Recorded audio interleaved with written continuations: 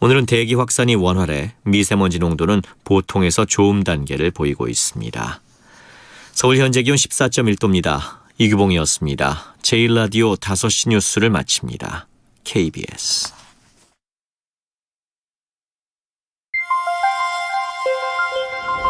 대한민국 중심 채널 KBS 1라디오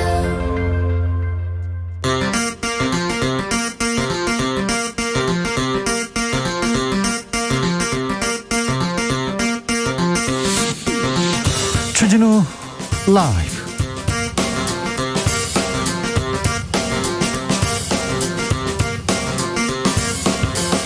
(2022년 3월 28일) 월요일입니다. 안녕하십니까, 주진우입니다. 문재인 대통령과 윤석열 당선인의 만찬, 잠시 후 청와대 상춘제에서 시작됩니다. 오찬이 저녁 만찬으로 바뀌었고요. 1대1 만남은 비서실장 배석으로 조정됐습니다. 역대 대통령 만남 중 가장 늦었다 언론은 계속 강조하고 있는데 그게 그렇게 중요한 문제는 아닌 것 같습니다. 늦은 만큼 좋은 결과 얻으면 되지요. 신구 권력의 허심탄회한 대화 어떻게 이루어질까요? 이상돈 교수와 이야기 나눠보겠습니다. 윤석열 정부의 초대 국무총리 인선 작업이 시작됐습니다. 경제통 인사 급부상하고 있는데요. 인수위 측에서는 경제원팀이 드림팀으로 이어지도록 최적임자 후보 찾고 있다, 이렇게 얘기했습니다. 물망에 오른 총리 후보들, 그리고 안철수 인수위원장 향후 거치 어떻게 될까요? 정치적 원의 시점에서 들여다봅니다. 검찰이 산업부 블랙리스트 사건 수사를 본격적으로 시작했습니다. 문재인 정부 초기 산업부가 임기 남은 기관장들 사퇴 강요했다는 사건인데요. 지난 3년여간 검찰 캐비넷에서 잠자고 있었어요. 그런데 대선 끝나고 돌연 수사 속도 붙었습니다. 김은경 전 환경부 장관 사건도 떠오르는데요. 검찰이 3년 만에 돌연 압수수색을 한 이유, 김은지 기자와 따져봅니다. 나비처럼 날아 벌처럼 쏜다. 여기는 주진우 라이브입니다.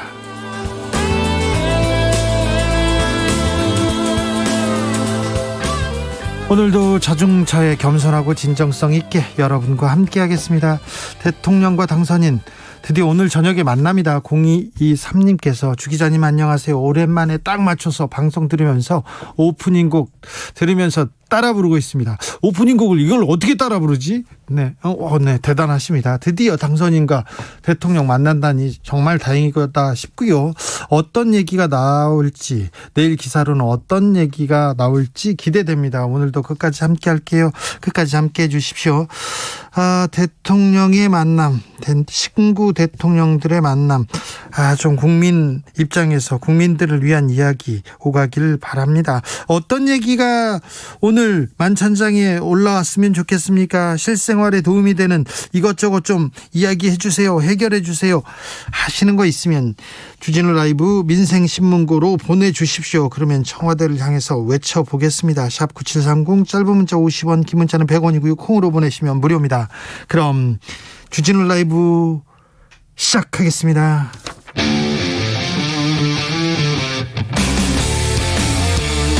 탐사보도 외길 인생 20년. 주 기자가 제일 싫어하는 것은?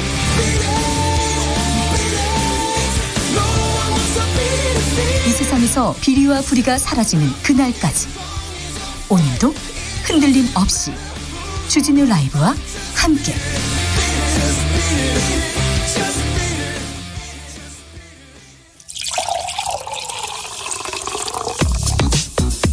진짜 중요한 뉴스만 쭉 뽑아냈습니다. 주 라이브가 뽑는 뉴스 주스. 정상근 기자 어서 오세요. 네, 안녕하십니까. 네, 주진우 라이브 열릴 때 노래 네. 따라한다는데 따라 좀 해보세요. 이 노래를요? 네. 네. 갑자기 물어보시니까 기억이 안 납니다. 갑자기 물어봤어요. 네. 네. 준비 하나도 일부러. 안 돼 있습니다. 네. 준비하지 말라고. 023님께서 뚜루뚜 따라따라 이렇게 따라 부르신대요. 네. 뚜루뚜 뚜루뚜뚜. 이건 본인도 아니죠. 모르시는 것 같은데요. 네. 아니요. 자, 문재인 대통령이 당선인과 윤석열 당선인과 잠시 후에 만납니다. 네, 문재인 대통령과 윤석열 대통령 당선인이 오늘 저녁 6시 청와대 상춘제에서 만찬을 겸해서 만나기로 했습니다. 대선 이후 19일 지나서 이뤄지는 회동인데요. 우여곡절이 참 많았습니다. 네. 그래도 문재인 대통령이 거듭 조건 없는 회동을 제안했고 윤석열 당선인도 국민의 걱정을 덜어드리는 것이 무엇보다 중요하다라며 화답했다고 합니다. 이번 회동에는 유영민, 장제원 양쪽의 비서실장이 배석을 하는데요. 네. 이 대통령과 당선인 두 사람만의 자리가 있을지에 대해서 양측은 상황을 봐야 한다라고 전했습니다. 유영민, 장제원 그쪽으로 창구가 열려서 뭐 전화를 하고 이렇게 지금 오늘 회동이 만들어졌다 이렇게 보도가 나왔는데요. 그건 아니랍니다. 그건 아니고요. 서로 통화하거나 그러진 않았는데 만나야 된다는 공감대가 있어서 만났습니다. 1030님 두 분 만남 늦었지만 부디 국민을 위한 만남 되길. 어제는 늦었지만 오늘은 내일보다 빠르다. 이런 얘기도 하셨습니다. 좀 늦게 만났는데 또 더 건설적인 대화를 나누면 되죠. 뭐 며칠 일찍 만나는 게 그렇게 중요합니까? 저는 좀 청와대 집무실에서 좀 만나서 얘기도 나눠보고 좀 그 주변도 걸어보고 벙커도 좀 가보고 그랬으면 하는 생각이 있는데 상춘제에서 저녁을 먹는다고 합니다. 윤석열 당선인은 민생과 안보 얘기하겠다고 말했습니다. 네, 윤석열 당선인은 오늘 기자들과 만난 자리에서 이 문재인 대통령과의 만찬 회동에 대해 민생이나 안보 현안 같은 건 얘기가 나올 수 있을 것이다 라고 말했습니다. 당선인은 의제는 특별히 없고 조율할 문제는 따로 얘기할 것 같다라고 말했습니다. 사실 뭐 민생이나 안보에 대해서 얘기하겠죠. 당선인이기 때문에 이런 것도 큰 뉴스가 되는 겁니다. 네. 아무튼 보통 사람도 민생, 안전, 경제 뭐 그런 얘기 하겠죠. 이렇게 생각하는데 아무튼 산적한 과제가 많으니까 어서 머리를 맞대고 조금 풀어주십시오. 인수위는 소상공인 지원을 위해서 추경 편성을 요청했습니다. 네, 인수위원회는 기획재정부 측에 이 추가 경정 예산안 편성을 요구하고 있습니다. 신용현 인수위 대변인은 현 정부에서 추경안이 국회에 제출되길 강력하게 요구한다라면서 네. 이미 인수위에서는 지난 24일 기획재정부 업무보고 당시 속도감 있는 추경 준비를 주문했었다라며 불가피한 경우라면 새 정부가 출범하면서 바로 국회에 제출될 수 있도록 차질 없이 준비해야 할 것이라고 말했습니다. 그런데 넘어야 될 산이 있습니다. 이거 민주당에서도 이 정부에서도 못 넘었는데 잘 홍남기 경제부총리 기재부에서 거부하고 있어요. 네, 기재부는 문재인 대통령 임기 내에는 2차 추경안을 국회에 제출하지 않는다라는 입장입니다. 홍남기 경제부총리의 의중이라고 하는데요. 다만 파이낸셜 뉴스 보도에 따르면 이 기획재정부는 추경을 제출하진 않지만 인수위와 추경안을 준비해서 새 정부 출범 즉시 국회에 제출하는 방안으로 논의를 한 것으로 전해지고 있습니다. 민주당은 뭐랍니까? 네, 민주당은 소상공인 추가 지원에는 찬성하고 있습니다. 박홍근 민주당 원내대표 역시 추경을 빠르게 추진해야 하며 정부를 설득하고 압박하겠다라는 입장입니다. 다만 인수위의 구상대로 국채 발행을 최소화할 경우 이 추경 규모가 반토막이 날 수밖에 없다라고 지적하기도 했습니다. 네. 정치권의 관심은 온통 지방선거로 가 있습니다. 민주당에서 서울시장으로 송영길 차출론 나오고 있습니다. 네, 이번 지방선거 서울시장 선거에 송영길 전 민주당 대표를 차출해야 한다라는 당내 의견이 이어지고 있습니다. 이 송영길 전 대표는 대선이 끝난 직후인 지난 10일 대선 패배에 책임을 지고 사퇴한 바 있고요. 이후 양산 통도사에 머물고 있습니다. 그런데 이용빈, 이수진 의원 등이 자신의 SNS에 이 송영길 전 대표 차출론에 불을 지핀 상황이고요. 네. 여기에 어제는 전용기 의원과 이동학 전 최고위원, 박영훈 전국 대학생위원장 등이 송영길 전 대표를 찾아가서 면담을 하고 지방선거에서의 역할을 요청한 것으로 알려졌습니다. 어디에서 불을 떼고 어디에서 또 여기 좀 부추기고 그러는 것 같습니다. 송영길 대표 뭐랍니까? 네, 송영길 대표는 당내 의견에 대해 입장을 밝히진 않았습니다만 이 차출론에 대해서는 당이 판단할 사안이라고 답변하는 것으로 알려졌습니다. 이재명 후보의 또 입김이 어떻게 작용하느냐에 따라서 달라질 텐데요. 네, 송영길 전 대표는 이재명 전 경기도지사와 통화를 하고 지방선거 등 현안에 대해 의견을 나눈 것으로 전해졌는데요. 하지만 이에 대해 양측은 부인을 하고 있습니다. 네. 그리고 어제는 이 다시는 지몬미를 외치지 않게 되기를 간절히 바라는 마음이라는 제목의 글을 올렸고요. 이 문재인 대통령의 경남 양산 사저 신축 현장 사진을 첨부했는데요. 문재인 대통령을 지키겠다라는 얘기로 해석되면서 정치활동 재개 가능성에 대한 보도가 나오고 있습니다. 반대 목소리도 있어요. 네, 오늘 우상호 의원은 TBS 라디오 인터뷰에서 이 선거에서 패배한 지도부를 바로 다음 선거에서 전략 공천한 경우는 없었다라면서 당내 경쟁력 조사에서 인물이 송영길 전 대표밖에 없다로 나오는 경우가 아니라면 이 주변에서 애드벌론을 띄우는 것은 바람직해 보이지 않는다라고 말했습니다. 0054님께서 주 기자님 정부 일이 얼마나 많은데 인수인계가 얼마나 많은데 늦게 만나면 안 되죠. 진행 좀 잘하세요. 이렇게 얘기를 하는데 네, 늦은 만큼 좋은 결과가 있기를 바랍니다. 네. 며칠 늦었으니까 아예 정부가 늦게 가는 건 아니니까요. 네. 그리고 또 자기 자리에서 더 열심히 일해줬으면 좋겠습니다. 국민들 입장에서 국민들을 위해서 말입니다. 장애인들이 시위를 벌이고 있는데요. 이준석 대표가 작심한 듯 연일 비판의 수위를 높이고 있습니다. 네, 최근 전국 장애인 차별협력연대의 지하철 시위에 대해 비판글을 쏟아내고 있는 이준석 국민의힘 대표는 오늘도 이 전장현의 시위에 대해서 최대 다수의 불행과 불편을 야기해야 본인들의 주장이 관철된다는 비문명적 관점으로 불법 시위를 지속하고 있다라고 주장했습니다. 비문명적 관점이라 시위가 비문명적 관점이라. 그런데 국민의힘 김예지 의원은 또 장애인 단체를 찾아가서 사과했습니다. 네, 국민의힘 김예지 의원은 오늘 이 장애인 단체 시위 현장을 찾아서 이준석 대표의 발언에 대해 책임을 통감한다라며 이 무릎을 꿇고 사과했습니다. 시각장애인인 김예지 의원은 전장현의 시위에 참여하기도 했고요. 네. 또 시민들을 향해서는 정치권이 해결하지 못한 일 때문에 여러분들이 불편을 겪게 해서 죄송하다라고 사과했습니다. 정치권에서 갈등을 좀 줄여야 되는데 갈등을 더 조장하는 거 아닌가 이런 생각도 해봅니다. 코로나 확진자가 많이 줄었습니다. 네, 오늘 코로나19 신규 확진자 수는 18만 7,213명이 나왔습니다. 어제와 비교하면 13만 명 정도 줄었고요. 지난주 월요일과 비교하면 2만여 명 정도 줄었습니다. 10만 명대 확진자 자체가 25일 만이기도 합니다. 25일 만에 10만 명대 확진자라고요? 네, 이 중앙재난안전대책본부는 11주 만에 오미크론 유행이 감소세로 전환되고 있다라고 판단했습니다. 네. 또 2주 내로 신규 확진자가 30만 명 미만, 이 4주 내로 20만 명 미만으로 감소할 것으로 전망했는데요. 정점까지는 급하게 올라가더니 점점 내려올 때는 그렇게 완만하게 또 떨어지네요. 네, 여기에 위중증 환자 사망자는 확진자 정점 2, 3주 후에 본격화할 수 있으며 또 기존 오미크론 변이보다 전파력이 더 강한 이른바 스텔스 오미크론 점유율도 56.3%로 우세종이 됐기 때문에 네. 안심하긴 어려운 상황이라고 밝혔습니다. 검찰이 삼성전자를 압수수색했습니다. 네, 검찰은 오늘 그룹 차원의 급식일감 몰아주기 혐의로 고발된 삼성전자와 삼성 웰스토리를 압수수색했습니다. 네.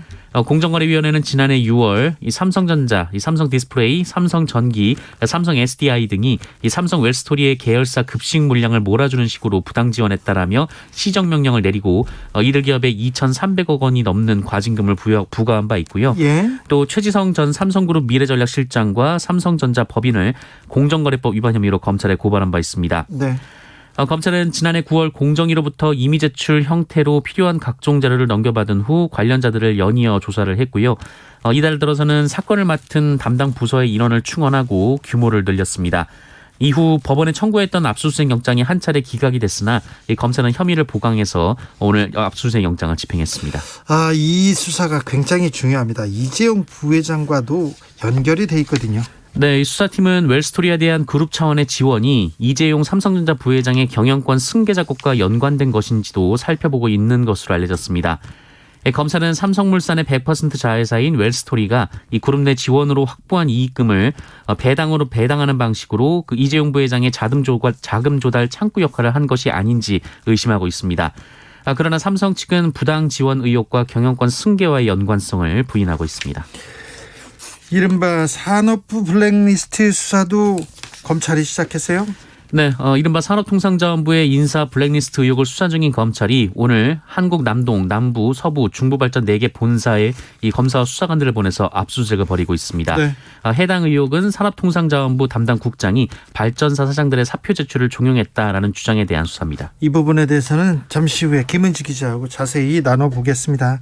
이 수사가 중요합니다. 검찰이 정무적 판단, 정책적 판단에 대한 얘기를 어디까지 수사할 수 있는지 그 부분이 지금 굉장히 중요한 문제로 떠오를 가능성이 큽니다.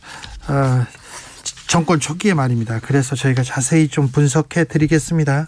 종교적 이유로 예비군 훈련을 거부한 남성이 있습니다. 무죄를 선고받았습니다. 네, 군복무를 마친 이후 종교적 신념을 이유로 예비군 훈련을 거부한 30대가 이 대법원 심리를 거치는 등 4년여간의 재판 끝에 무죄를 선고받았습니다. 서울 서부지법은 그 예비군법, 향토예비군 설치법 위반 혐의를 받는 30대 남성에 대한 파기환송심에서 벌금 30만 원에서 300만 원을 선고한 앞서 원심을 모두 깨고 무죄를 선고했습니다. 이 남성은 입대 전에는 신자가 아니었지만 제대 후 여호와의 증인 신자가 된 것으로 전해졌습니다. 이후 6차례 예비군 훈련 소집 통보에 불응했는데요. 재판에 넘겨졌습니다만 이 최근 헌법재판소와 대법원에서 양심적 병역 거부자의 손을 들어주자 무죄 판결로 이어졌습니다. 네. 국토부가 현대산업개발에 등록 말소를 요청했습니다. 네, 국토교통부는 오늘 지난 1월 이 광주 서구 화정아이파크 신축 공사 현장에서 붕괴 사고를 낸 HDC 현대산업개발에 대해 법이 정한 가장 엄중한 처분을 내려줄 것을 관할관청인 서울시에 요청했습니다. 현행법상 최고 수위의 징계가 등록 말소이기 때문에 이 국토부가 사실상 HDC에 대한 등록 말소 처분을 요구한 것으로 해석이 되고 있습니다. 서울시는 국토부의 처분 요청이 오면 6개월 내에 신속히 행정처분을 내리겠다고 밝힌 상태이기 때문에 늦어도 9월 안에 HDC에 대한 실제 처분이 내려질 것으로 보입니다. 또한 국토부는 하도급사와 감리업체에 대해서도 각각 등록 말소, 영업정지 1년 처분을 관할 지자체에 요청했고요. 이들에 대한 경찰 고발 조치도 진행할 예정이라고 밝혔습니다. 아울러 부실 시공으로 인한 사고로 사망자가 일반인 3명, 노동자 5명 이상 발생한 경우 원스트라이크 아웃제를 도입하기로 했고요. 또 5년간 부실 시공으로 2회 적발된 업체는 이 투스트라이크 아웃을 적용하기로 했습니다. 또한 시공 품질 관리를 강화하고 감리를 내실화하기로 했고요. 이 부실 시공 업체에는 공공공사 참가를 제한하고 이 공공 택지 공급 및 이 주택 도시기금 지원 등의 공적 지원에서도 불이익을 주기로 했습니다. 뉴스 잘 들었습니다. 주스 정상근 기자와 함께했습니다. 감사합니다. 고맙습니다. 6409님께서 이준석 당대표 응원합니다.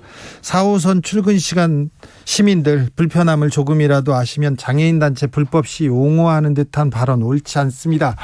이렇게 얘기했습니다. 왜 시위에 나와 있는지 그 부분에 대해서도 조금 고려해야 될 것 같습니다. 네. 그리고 또 출근 시간 불편을 주는 이런 시위는 좀 지양해야 되는데 안타까움이 큽니다. 9544님, 이준석 대표 윤여정 배우의 연설에서 한 행동 배워야 합니다. 오늘 아카데미 시상식이 있었어요. 나무조연상 시상하러 나온 윤여정 배우가 청각장애인 배우를 위해서 수어로 발표하고 축하 인사를 하셨습니다. 네. 가슴 뭉클했습니다. 8232님, 저희 소상공인 지원금 합의해 주시면 감사할게요. 저희 진짜 힘들어 죽겠어요. 지금 당장 도와달라고 계속해서 목소리를 내고 있는데 왜 이렇게 정치권에서는 두 당에서 다 이렇게 찬성하고 해야 된다고 하는데 왜 안 되는지 합의가 그렇게 어렵습니다. 정치권에서 참 다시 한번 촉구합니다. 7060님, 기초연금 받으면서 감사하면서 살고 있는 70이 넘은 사람입니다. 앞으로 변동 없이 살고 싶습니다. 주 기자님께 건의 좀 해주시면 감사하겠습니다. 앞으로 변동이 좀 없었으면 한답니다. 5457님, 1주택은 몰라도 다주택자 보유세 양도세까지 깎아주겠다니 내려가던 부동산이 다시 올라간다고 하네요. 더군다나 가계부채가 위험수위인데 대출 규제까지 푼다 하니 부동산 거품 다시 시작될까 걱정입니다. 부동산 좀 잡아주세요. 청와대에 계신 분들이요. 4651님, 주말에 비가 열심히도 오더니 오늘은 하늘이 너무도 깨끗하게 맑아요. 벚꽃도 개나리도 목련도 예쁜 화창한 봄입니다. 문재인 대통령님 사저랑 10분 거리입니다. 그 양산 통도사 근처에 사시는군요. 3351님, 자가격리 일주일 이렇게 자유가 좋은지 새삼 깨닫게 되었어요. 모두들 코로나 조심하세요. 저는 오늘 해제되고 모레부터 출근합니다. 일주일 동안 라디오가 유일한 친구였어요. 더욱 열심히 라디오를 사랑하게 되었습니다. 얘기했는데 코로나에 걸렸는데 또 이렇게 생각하시면 나한테 일주일이 너무 고통스러운 일주일이 주어졌어 이렇게 생각하지 말고 좀 생각을 전환해서 나한테 일주일 동안 쉼표를 찍으라고 이렇게 하늘에서 뭘 좀 쉬라고 했다. 그 일주일 동안 뭘 배울 수도 있고요. 그 일주일 동안 비울 수도 채울 수도 있지 않습니까? 네, 아무튼 이렇게 시간을 보냈다니 굉장히 훌륭히 잘 보내신 것 같습니다. 네, 내일 모레 출근부터 또 힘내주시기 바랍니다. 교통정보센터 다녀오겠습니다. 오수미 씨. 네, 시각 교통정보입니다.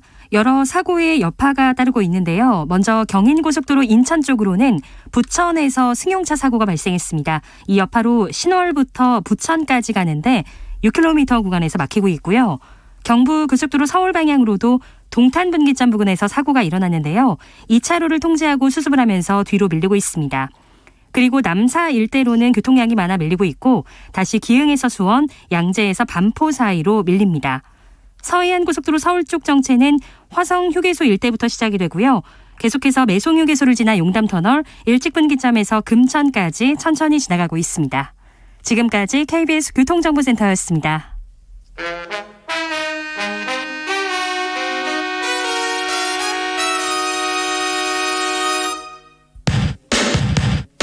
주진우 라이브 돌발 퀴즈. 오늘의 돌발 퀴즈는 객관식으로 준비했습니다. 문제를 잘 듣고 보기와 정답을 정확히 적어 보내주세요. 미국 캘리포니아주 로스앤젤레스 할리우드에서 제94회 아카데미 시상식이 열렸습니다. 나무주연상은 이 배우가 수상했는데요. 이 배우는 수상 말고도 다른 일로도 화제가 됐습니다. 이 배우의 아내는 탈모로 고생하다가 삭발을 했는데요. 시상자로 무대에 오른 크리스 록이 아내의 머리 스타일과 관련된 농담을 하자 무대에 올라가 뺨을 때렸습니다. 자리로 돌아간 후에도 크게 소리치며 욕을 했는데요. 사건이 벌어진 후 수상 소감에서 이 배우는 아카데미 측과 모든 동료들께 사과하고 싶다고 말했습니다. 미국의 배우이자 힙합 가수로 맨 인 블랙, 나는 전설이다, 알라딘 등 여러 작품에 출연한 이 배우는 누구일까요? 1번 윌 스미스, 2번 브래드 피트. 다시 한번 들려드릴게요. 1번 윌 스미스, 2번 브래드 피트. 샵 9730 짧은 문자 50원, 긴 문자는 100원입니다. 지금부터 정답 보내주시는 분들 중 추첨을 통해 햄버거 쿠폰 드리겠습니다. 주진우 라이브 돌발 퀴즈 내일 또 만나요.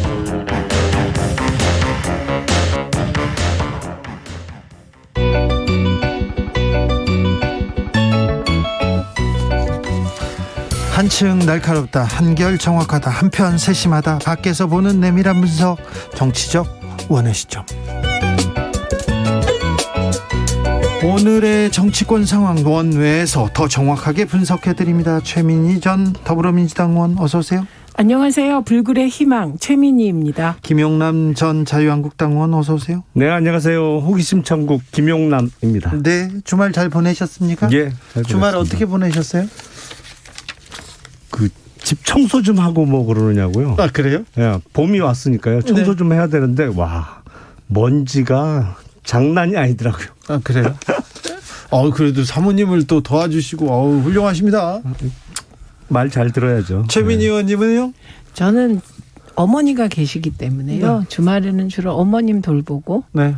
그리고 뭐 등등 지냈습니다. 말을 안 하셔서 그렇지 두 분 다 뭐 그 지역을 이렇게 누비느라고 고생하실 텐데 그 얘기는 조금 이따가 하겠습니다. 오늘 드디어 청와대에서 문재인 대통령과 윤석열 당선인이 만납니다. 조금 늦었지만 더 좋은 결과가 도출되기를 좀 바라봅니다.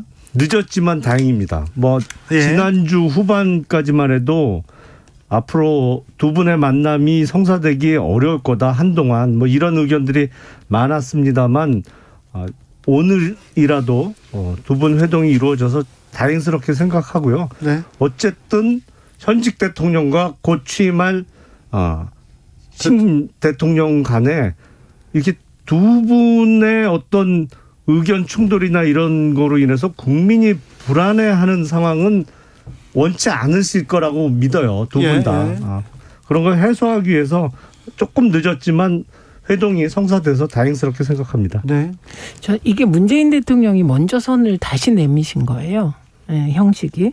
그래서 이 부분이 성사된 데에는 그런 문재인 대통령이 마지막까지 본인보다는 국민께 예의를 다하겠다는 그런 마음가짐, 네, 그 태도, 예의 이런 게 작용했다고 보고 또 감사원이 아주 제가 보기에는 세태에 맞게 신권력 편들기에 나서면서 네. 그런 부분이 일단 해소된 것으로 보입니다. 그 부분에 관한은. 감사위원 추천을 네. 현 청와대에서 하지 않겠다 이런 얘기가 있었죠. 네, 이게 네, 누군지도 저는 알아요. 누구요? 사실은 이 문제가 됐던 감사위원이 지금 2석이 공석이잖아요. 근데 지금 문재인 정부에서 감사위원 임명을 시도했던 사람이 원래 감사원 출신인데 네. 얼마 전까지 청와대에 비서관으로 있었어요. 네. 그러다가 이제 감사원으로 돌아가서 요번에 이제 감사위원으로 승진. 임명이 되면 네. 이게 뭐 임기를 채울 가능성이 높아지잖아요. 근데 문제는 문재인 정부에서도 청와대 비서관으로 근무를 했고 지난 노무현 정부에서도 청와대 근무를 했어서 어떤 정치적 중립성이나 이런 거에 대해서 시비가 제기될 수 있었는데 감사원장이 어쨌든 지금 현 정부 임기 내에는 추천을 안 하기로 했기 때문에 네. 그 문제가 해결이 됐습니다. 박근혜 정부에서 청와대에 있었던 홍남기 경제부총리 지금 여기 이 정부에서 그냥 있지 않습니까? 글쎄, 근데 직업 공무원으로서 청와대 파견을 뭐 웬만한 사람들은 다녀올 수 있죠. 예. 그리고 특히 그 부처에서도 정부 임기 초기에는 소위 에이스들이 그렇죠. 많이 파견을 가기 때문에 네. 그거를 갖고 정치적 어떤 편향성을 제기할 수는 없습니다만 네. 문제는 청와대 근무할 때에 어떻게 했는지 이 친정 식구들은 다 알잖아요. 네. 그러니까 그래서 파견을 내부에서 보냈던 중앙부처 공무원들은 다 알거든요.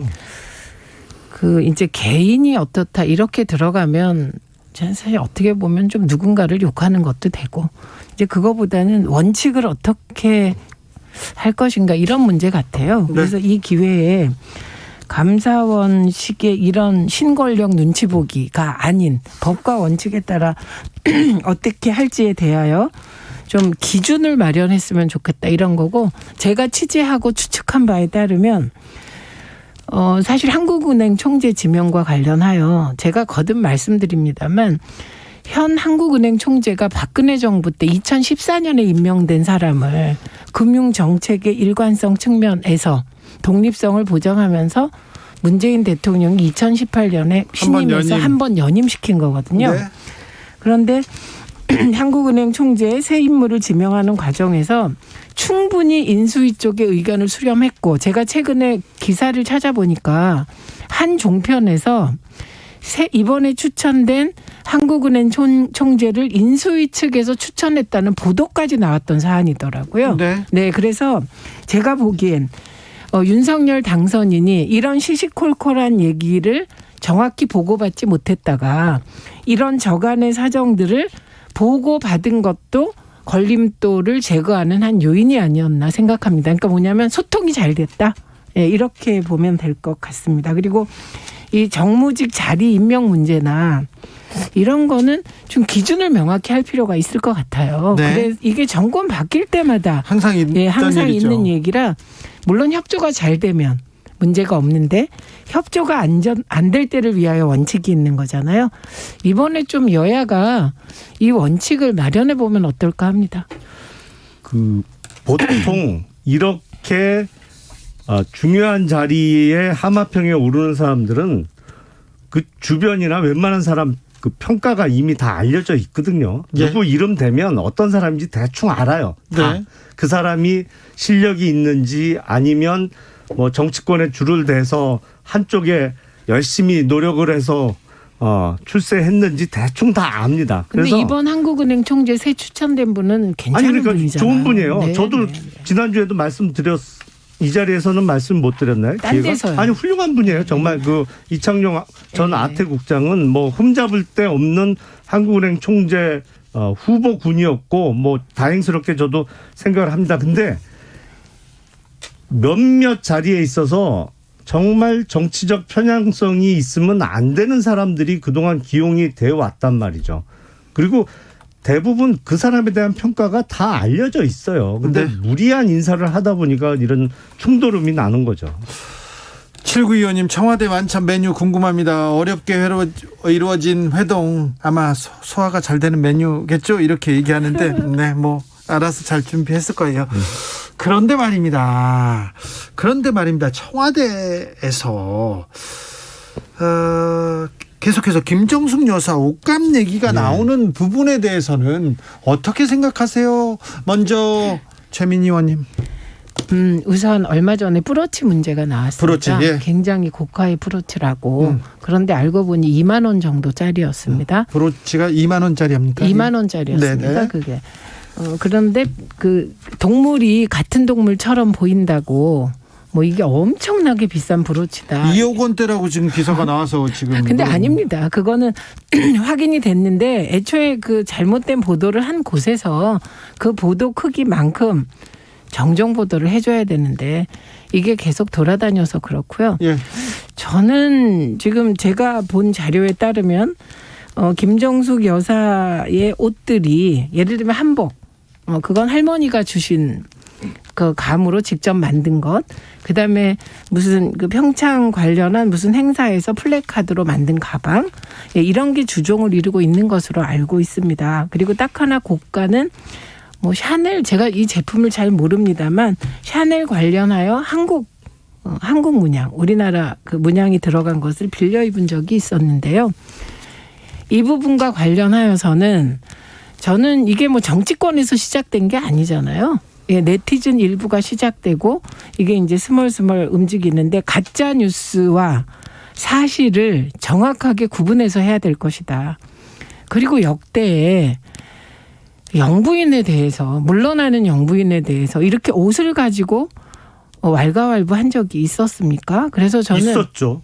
아니 영부인 있었죠. 영부인 아니, 있었죠. 이멜다 말고요. 자, 말씀하세요. 박근혜 아니, 그러니까 대통령 말고요. 잠깐만요. 누가 예. 있었습니까? 영부인이 제가 우리나라. 기억을 환기시켜 드리면 예. 김대중 정부 후반기에 소위 옷노비 사건, 그때 라스포사를 통해서 뭐 재벌 아니, 그거는- 회장 부인들이 이호 여사의 옷값을 대납해줬다. 예, 또 뭐 그때 아니 잠깐만요. 그게 이제 아니, 옷값 그거는 문제였잖아요. 아니죠. 그거는 아니, 그래서 이제 특검까지 갔던 거고. 아니 그러니까 그 옷노비 사건은 전혀 다른 대기업, 그 당시에 대기업 일부에서 외화 밀반출 사건을 수사하는 과정에서 옷노비를 했다.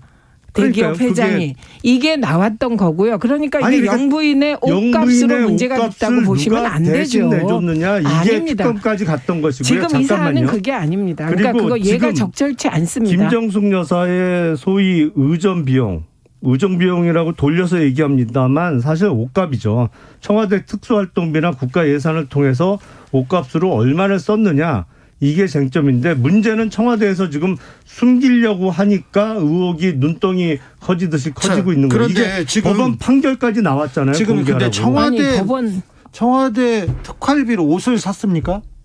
그렇게 지금 말씀하시면 안 돼요. 확인이 안 되잖아요. 아니요. 그러니까 잠시만요. 지금 의원님. 법원에서 판결까지 나왔어요. 이걸 청와대에서 공개 아니, 거부하니까 잠시만요. 공개하라고 판결을 했음에도 불구하고 1심이에요. 지금 항소를 했고, 지금 세간에 떠도는 소문은 이거를 문재인 정부가 임기를 마치면서 대통령 기록물로 지정해서 뭐 수십 년간 공개가 안 되는 방향으로 숨기려고 하고 있다. 이런 한간의 소문이 저 또 퍼지고 가짜 있으니까. 뉴스예요. 잠시만요. 그러니까 제 말씀은 무조건 저기요. 남의 얘기를 좀 그렇게 폄하하지 마시고, 아니, 가짜 그런 소문이 뉴스입니다. 지금 많이 퍼지고 있죠. 이 자리가 그러니까 소문 얘기하는 자리 아니잖아요. 가장 확실한 방법은 정말로 그러면 의류 구입 비용으로 얼마 썼는지, 그리고 그중에 예산이 어느 항목에서 얼마가 들어갔는지 공개하면 해결될 문제예요. 예, 잠시만요. 이걸 공개를 안 하고 있으니까 아니 문제가 그래서 커지는 저는 거죠. 저런 말씀 하실 때마다 진짜 내로남불하신다. 검찰 특수활동비도 법원이 공개하라 그랬습니다. 지금 안 하고 있어요. 그러니까 저는 법원 1심에서 공개하라고 했는데 검찰 특수활동비도 공개 안 하고 있고, 그다음에 이 사안이 그렇다면 이걸 항소해서 대법원까지 판결받고 공개할 건지 말 건지 기준은 똑같은 거 아닙니까? 그런데 저는 절대로 이 자리에서 검찰이 특수활동비를 감추기 위해서 어떤 소문이 있다, 이런 말 절대로 할 수 없다고 생각합니다. 그리고 한 가지, 만약에 대통령 기록물로 지정한다고 해도요, 이거 일정한 기준을 거쳐서 법원의 판단을 거치면 공개합니다. 그리고 이거 국회에서 일정 수의 의원이 찬성하면 공개합니다. 근데 이 두 가지 밟으면 되기 때문에 저는 그 소문은 터무니없고, 그 터무니없는 소문은 가짜 뉴스이며, 그 가짜 뉴스는 이 자리에서 삭제되어야 합니다. 그래서 이건 더 얘기하시면 안 된다고 아니 생각하고요. 말씀대로 김정숙 여사가 2만 원짜리 브로치를 달고 다녔고 물려받은 한복을 입은 거고 뭐 그리고 다 저렴한 옷을 입었고 비싼 옷은 뭐 샤넬 한 벌뿐이다. 아니 그럼 그건 그 내용을 공개하시면 되잖아요. 지금 공개 저기 못할 이유가 없지 않습니까? 아니 법원 그러면 검찰 특활비부터 공개하십시오. 윤석열 당선인이 검찰총장 시절에 쓴 검찰 특수활동비도 같은 상황이에요 지금. 그러니까 무슨 얘기냐면 예를 들면 저는 거꾸로 청와대는 지금 이런 미주알 고주알을 다 공개하라는 것 자체가 맞습니까? 그리고 근거가 있어서 그러는 것도 아니잖아요. 이 시작이 가짜뉴스로 시작된 거예요. 뿌로치 2억짜리라고 2만 원짜리를. 그러니까 이런 근거 없는 문제 제기에 대해서 이러시면 곤란하지 않습니까? 정승태님께서 공개하는 것은 동의합니다만 예산 쓰는 거랑 뇌물 받은 거랑은 같은 예를 드는 게 적절한가요? 얘기합니다. 근데 특활비 공개하고 이 오다고는 별개의 사건 아니에요. 만약 의원님도 그랬지 않습니까? 소문인데 만약에 특활비로 옷을 샀다면 공개해야 되는데 특활비로 옷을 샀다는 이 전제가 아직 아무것도 이렇게 증명되지 않았는데 그렇게 얘기하시면 근데 좀 너무하지 지금 않습니까? 그 소위 네티즌 수사대들이 밝혀낸 게 지금 178벌 정도 몇 벌이라고 이렇게 얘기 나오는데 예, 그리고 그 옷이 어느 브랜드에 얼마짜리라는 게 나오고 있어요. 근데 봐도 똑같은 옷이긴 해요. 그러니까 김정숙 여사가 소위 얘기하는 짝퉁 옷을 입지 않은 한 그거는 그 브랜드의 그 가격의 옷을 입은 거죠. 근데 그럼 그 돈이 어디서 나왔느냐? 아니 그러니까 점점 의혹들이 커지잖아요. 그러니까 이게 뇌물은 아닐지라도 만약에 국가 예산으로 그렇게 수십억 원의 의류 구입 대금으로 사용됐다 그러면 횡령의 문제가 나올 수 있는 거죠. 수십억 원 그것도 또 이게 너무 그것도 다 하시잖아요. 추측이고요. 그러니까 저는 근거 없이 떠도는 거. 제가 지금 아주 근거 하나 말씀드렸잖아요. 지금 네티즌 수사대가 하는 게 다 사실이냐. 의원님 사실이라고 지금 이 자리에서 확정할 수 있습니까? 제가 예를 하나 들어드렸잖아요. 소위 그 치타 모양의 브로치로부터 이게 시작된 겁니다. 근데 이게 확인해 보니 2만 원짜리예요. 그런데 이게 2억짜리라고 해서 처음에 문제가 된 겁니다. 이게 제가 뭐 이런 걸 몰라서 펜더 드 까르띠에 브로치다. 그래서 이게 화이트 골드, 사파이어, 에메랄드, 오닉스, 다이아몬드가 있다. 그래서 이게 거의 2억짜리다. 이러면서 이 논란이 시작됐는데 그 시작점이 사실이 아니에요. 그러면 저는 적어도 이제 국민의힘 쪽에서는 이게 사실이 아니었다. 그러니까 사실 확인을 더 해보겠다 정도는 돼야지 않겠습니까? 저는 지금 말씀하신 170 몇 벌을 특활비에서 산 의혹이다. 이거 자체가 근거가 없이 제기되는 거라는 겁니다. 자, 지금 제기된 의혹은 수백 점이에요. 근데 그 중에 하나를 178점이라며. 이게 진짜 그 뭐 고가가 아니다. 뭐 그것도 확인이 필요합니다만 하나가 고가가 아니었기 때문에 지금 제기되고 있는 수백 점의 의류에 대해서 이게 다 비싼 게 아니다라고 잠시만요. 치부할 수는 없잖아요. 아니 이거 구체적으로 이거는 반박을 해줘야 됩니다. 언론이 안 하기 때문에 반박을 해줘야 되는데요. 그 파란 옷 프랑스 가셨을 때 2018년 이것도 이제 지금 문제 제기되는 건데요. 이거는 프랑스 한인 입양인이 디자인한 옷을 입으신 겁니다.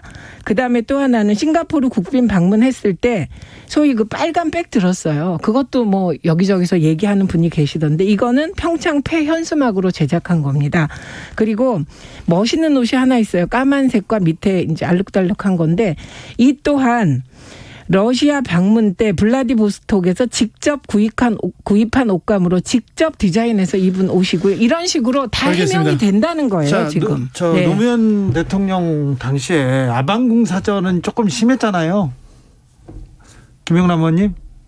그 표현을 그렇게 한 거죠. 네. 논두렁식의 호화요트 이 부분도 조금 심했잖아요. 이거 떠올리는 사람들이 좀 많아요. 그러니 국민의힘에서 의혹을 제기하는 거는 제기할 수 있고 제기하는 거는 뭐 뭐 그럴 수 있다고 보는데 정확한 내용을 가지고 얘기를 해야 되는 것 같습니다. 그리고 또 대통령이나 영부인이죠. 여사님의 옷 가지고 지금껏 옷 가격을 가지고 어떤 옷을 입었나 그걸 가지고 문제가 됐는지 없었습니다. 없었고 좀 아까 얘들은 옷노비 사건은 옷노비 사건도 그때 지금 아니고요. 가격으로는 1,000만 원, 2,000만 원이 문제의 발단이 된 거예요. 그래서 특검의 그거는 결과가 어땠어요?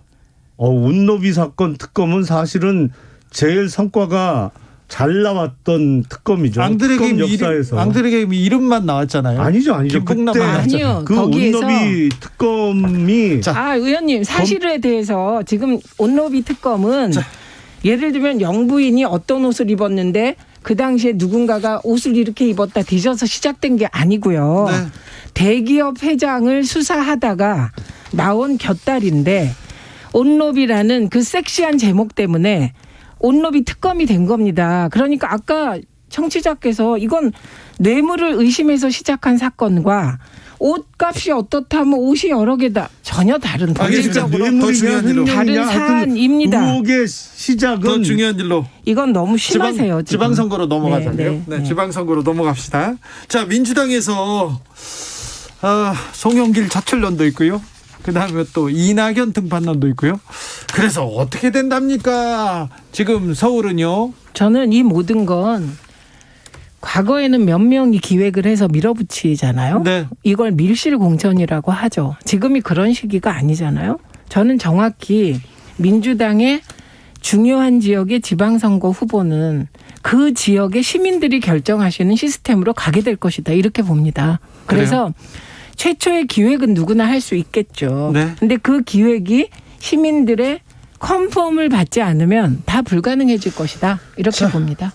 저도 100% 공감하는데 지금 민주당에서 경기도지사 후보로 뭐 김동연 전 대선 후보 얘기도 나와요. 근데 아니 광역단체장 서울시장이 됐던 경기도지사가 됐던 그 광역단체장 후보를 그러면 소위 전략공천이란 이름으로 그냥 단수로 찍어서 공천을 하겠다는 건가? 아니요. 쉽지 않죠. 경선을 거친다면 네. 제가 보기엔 당 후보 되기가 어려워요. 네.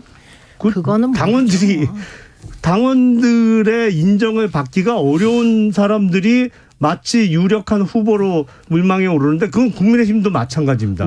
경선해야죠. 민주당도 국민의힘도 지금 국민들의 여론조사와 그리고 그렇습니다. 당원들의 여론조사 네, 이렇게 그렇습니다. 5대5죠. 5대5입니까? 예, 똑같습니까? 5대5입니다. 룰대로 하면 그래서 5대5입니다. 이미 공천권을 국민에게 돌려주겠다. 예, 이 기준을 세운 지가 벌써 2012년에 이거 캐치프레이즈였거든요. 네. 그리고 10년이 지났습니다. 과거로 돌아갈 수는 없죠. 그래서 저는 머릿속 기획은 누구나 막 할 수 있지만 현실은 원칙을 넘어설 수 없기 때문에 결국은 시민들의 경선으로 당원들의 경선으로 결정되리라고 봅니다. 저희 당 같은 경우에는 4년 전 지방선거 2018년 지방선거 때 거의 전략공천이란 이름으로 당대표 정말 마음대로 막 후보를 찍어서 공천을 줬거든요. 네. 완전 최악의 성적표를 받았죠. 폭망했어요. 폭망. 네. 근데 그런 우를 이번에 또 되풀이 해서도 안 되고 할 리도 없다고 생각을 하기 때문에 근데 민주당도 마찬가지인 것 같아요. 마찬가지입니다. 경선해야죠. 룰도. 그러니까 2018년 얘기시죠. 예. 그러니까 그게 2018년에 사실 국민의힘이 많이 지고 민주당이 많이 이긴 속사정을 얘기하신 겁니다. 네. 공천이 잘못됐다 이 예. 얘기입니다. 아무튼 경선으로 이렇게 될 텐데 국민의힘 서울시장 후보가 바뀔 가능성은 별로 없죠. 거의 없어 보이는데요. 그래요? 예. 왜냐하면 네. 오세훈 지금 현직 시장이 네. 국민의힘 소속으로 있고 본선 경쟁력을 생각할 때도 오세훈 시장을 뛰어넘는 국민의힘 측 당 후보가 나오기 어려워요. 경기도는 어떻습니까? 거기는 경기도는 아니죠. 머리가 아픕니다. 사실은 이번 대선에서도 윤석열 당시 후보가 5.3%를 졌어요. 예. 그래서 국민의힘 입장에서는 어려운 선거구인 건 틀림없는데 이번 지방선거는 경기도지사 선거를 이긴 당이 거의 지방선거를 이겼다고 평가를 받을 거예요. 네. 그래서 어떻게든 이겨야 되는데 지금 여러분들이 물망에 오르는데 본선 경쟁력은 제가 보기엔 다 꺄우뚱이에요. 네, 저 동의하고요. 그런데 오세훈 시장은 사실 운이 좋죠. 오세훈 시장이 서울시장이 되고 뭔가 잘했다. 이거 한번 얘기해 보세요. 없잖아요. 디자인 서울. 아니 그러니까 그게 떠오르는 게 디자인 서울요? 없잖아요. 네. 큰일 났어. 이거 예, 그 얘기 그러니까- 안 좋아하잖아요. 그렇죠. 예, 근데 전체 분위기에 그냥 먹어갔다. 예? 이런 겁니다. 그리고 더 운이 좋은 또 하나의 이유는 국민의힘 쪽에 오세훈 시장을 무너뜨릴 만한 딱 부러지는 후보가 안 보인다. 네. 이것도 사실 운이 좋은 것이죠. 그리고 민주당 입장에서 보면 서울에서 30만 표를 졌잖아요. 네. 예, 그런데 이걸 따져보면 재보궐선거 85만 표가 졌어요. 그에 비하면 55만 표를 줄인 거잖아요. 그러니까 저는 민주당이 기죽지 말고 나름 좀 부동산 대책에서도 네. 여러 가지 이유가 있지만 섬세하고 꼼꼼해야 될 부분에 대해서 못 챙긴 건 인정해야 되잖아요. 네. 그러니까 그런 걸 보완하는 좀 젊고 유능한 후보 아니면 압도적인 느낌의 후보 뭐 나와서 경선하면 되지 않을까 그런 한번 해볼 후보가 만하다 민주당에 싶습니다. 있을까요? 네. 민주당 박홍 의원님 그건 너무하세요. 아니 있을까요? 제가 여쭤본 거예요. 있을 겁니다. 알겠어요. 네. 민주당 박홍근호 출범했습니다. 그리고 주말 새 또 특검 법안 하나가 또 이렇게 나왔습니다. 민주당이 검수완박 재추진 움직임 보이고 있는데 이 부분은 어떤 영향을 미칠까요? 김영남 의원님. 거의 화풀이 수준인 것 같은데요. 민주당에서 물론 지금 절대 다수 의석을 점유하고 있는 건 맞아요. 국회 내에서 민주당이요. 네.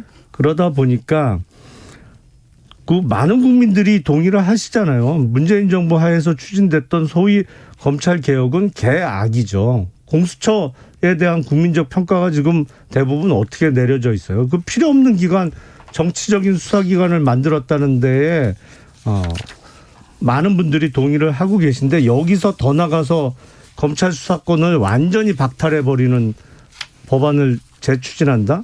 이게 현실적으로 가능하겠어요? 이거 만약에 그냥 해보라고 하고 싶어요. 이거 정말 이렇게 막 나가면 민주당이 다음 선거에서 어떤 평가를 받을지 한번 해보시라. 이러고 싶습니다. 최민희 의원님.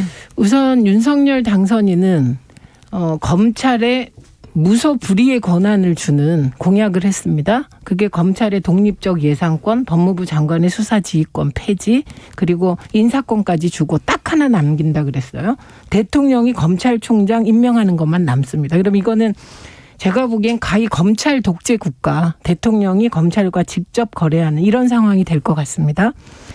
이런 윤석열 당선인의 검찰 독재 국가를 걱정해야 하는 검찰 권한 극대적인 강화 대 지금 검경 수사권 조정해서 검찰과 경찰과 그리고 제3의 기관이 권력기관은 분리해야 되니까요. 권한을 분산하자는 요 의제가 붙고 있는 겁니다. 그래서 저는 이게 어느 것이 옳다 그르다 될 거다 안 될 거다 예단하기보다는 어느 것이 국민의 인권과 자유를 더 잘 보장하는 방식인가, 검찰에게 몰아주는 것인가, 과거의 군대처럼. 이것도 또 아니라고 저는 생각합니다. 그래서 민주당의 안들이 충분히 논의될 만하다. 이렇게 보고, 그래서 무조건 국민의힘도 뭐 몰아붙이고 이러지 마시고 검찰에 무소불위의 권력을 주는 안은 저는 절대 반대합니다. 예, 그래서 예, 토론 계속해서 국회가 좀 국민이 원하는 예쁜 안 좀 만들어라 이렇게 말하고 싶습니다. 네.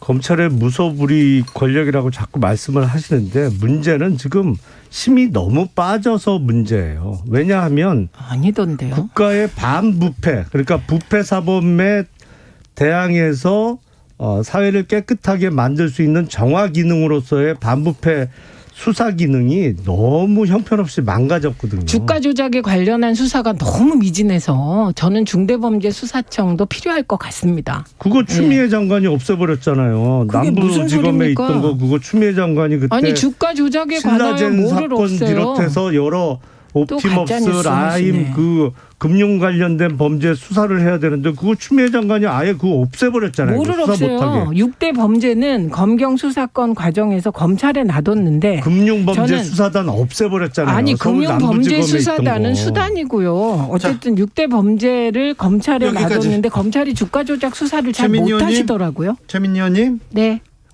출마 선언하셨죠? 네, 저는 새로운 정치 벤처에 도전합니다. 정치 벤처라니요?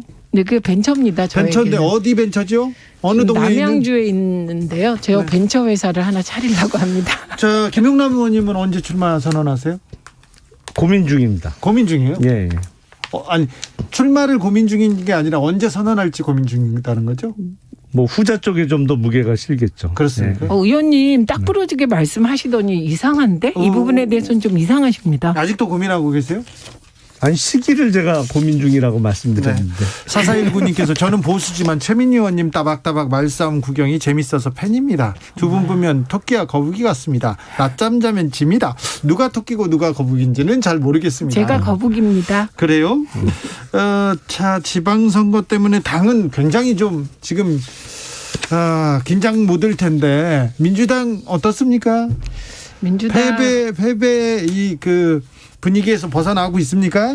민주당은 패배 분위기에서 벗어나서 지방선거 승리로 지지자들이 에너지를 모으기를 기대하고 있죠. 네. 예, 그런데 지지자들의 요구가 검찰 개혁을 하라는 요구가 높기 때문에 그 에너지를 어떻게 잘 수렴하고 소화할 수 있느냐가 관건으로 봅니다. 김영남 의원은 검찰개혁 얘기 나오면 좋다고 더 해달라고 항상 근데 그렇게 생각하는. 그게 세상이 그렇지가 않더 단순하질 않더라고요, 요즘은. 그래요? 예. 그 사실은 어느 당이나 강경파가 있고 네. 조금 뭐 온건파가 있고 그렇잖아요. 근데 당내에서는 항상 강경파의 목소리가 커질 때가 많고 네. 그쪽으로 쏠릴 때가 많아요. 근데 이 대중선거에서는 항상 김영남, 강경파가 최민희 주도할 두 분 때는 선거는 감사합니다. 망하더라고요. 끝났어요. 인사하세요. 예, 고맙습니다. 감사합니다.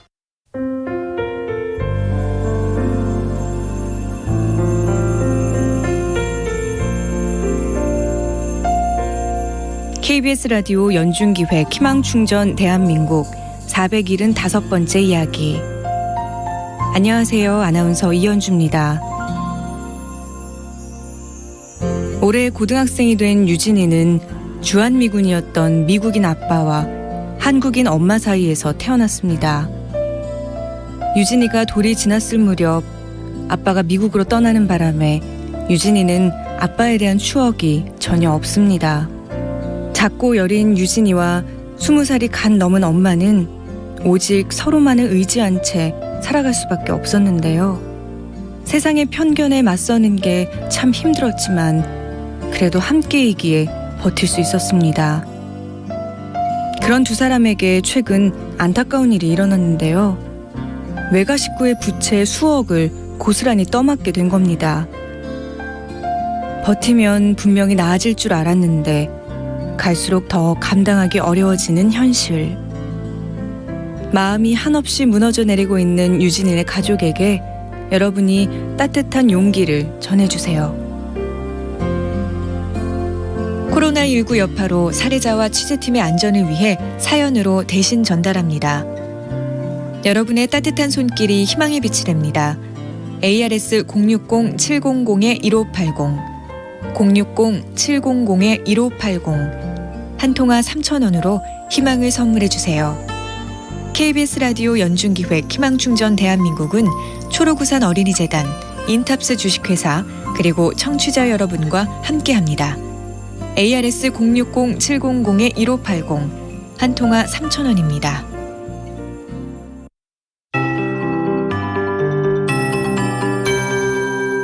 KBS 58분 날씨. 바람이 잦아들고 하늘은 더 맑아졌습니다. 연일 포근한 날씨를 보이는 남부지방에서는 꽃들도 꽃망울을 하나둘 터뜨리고 있는데요. 오늘 서울은 아침에 1.5도로 출발해 한낮엔 15도까지 올랐습니다. 일교차가 거의 15도 가까이 벌어진 건데요. 내일도 내륙을 중심으로 낮과 밤의 기온차가 크겠습니다. 내일 아침 서울은 4도, 춘천 영하 1도, 대전 2도, 부산은 7도 안팎으로 오늘과 비슷하거나 약간 높아 쌀쌀하겠습니다. 중부와 경북 북부 내륙, 전남 동부는 영하권으로 떨어지면서 서리가 내리고 얼음이 어는 곳도 있겠습니다. 한낮에는 서울이 16도로 오늘보다 1도 정도 높겠고 강릉, 대전 18도, 대구 19도, 광주는 20도 안팎까지 올라 봄 기온이 더 짙어지겠습니다. 모레 수요일은 전국에 비 소식이 있는데요. 아침부터 하늘이 흐려지다가 제주도에 먼저 비가 오겠고요. 그 밖에 전국은 오후부터 내릴 전망입니다. 수도권은 수요일 밤 소강 상태에 드는 곳이 많겠고 대부분 목요일 오전까지 이어질 것으로 보이는데요. 비가 오는 동안은 기온이 평년 수준 유지하겠습니다. 수요일과 목요일 서울의 아침 기온이 7도 선을 보일 텐데 주 후반에 아침 기온이 뚝 떨어져 다시 쌀쌀해지겠습니다. 지금 서울의 기온은 13도, 습도는 27%입니다. 박다효입니다.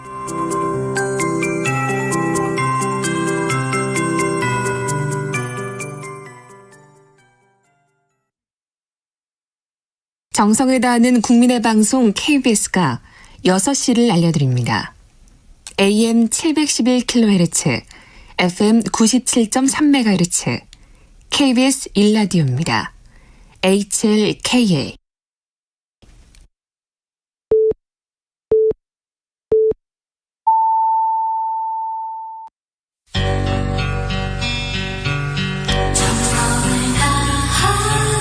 정성을 다하는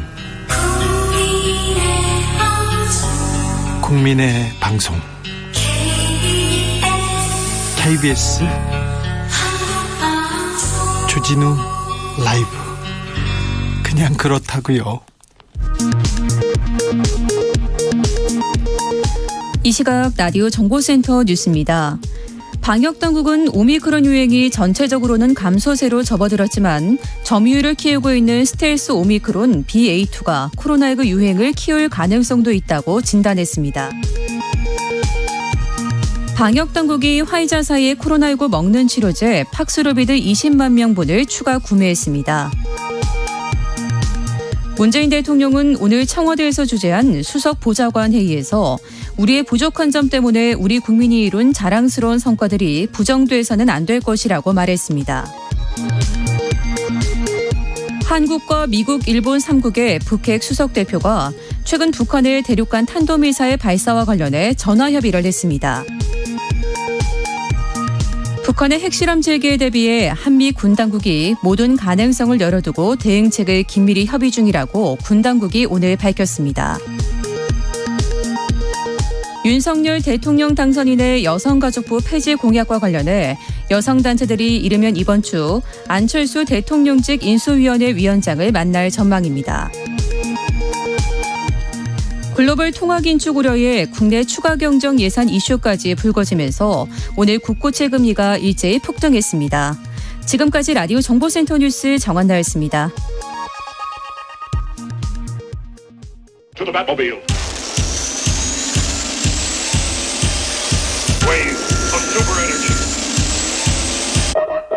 주 기자의 1분.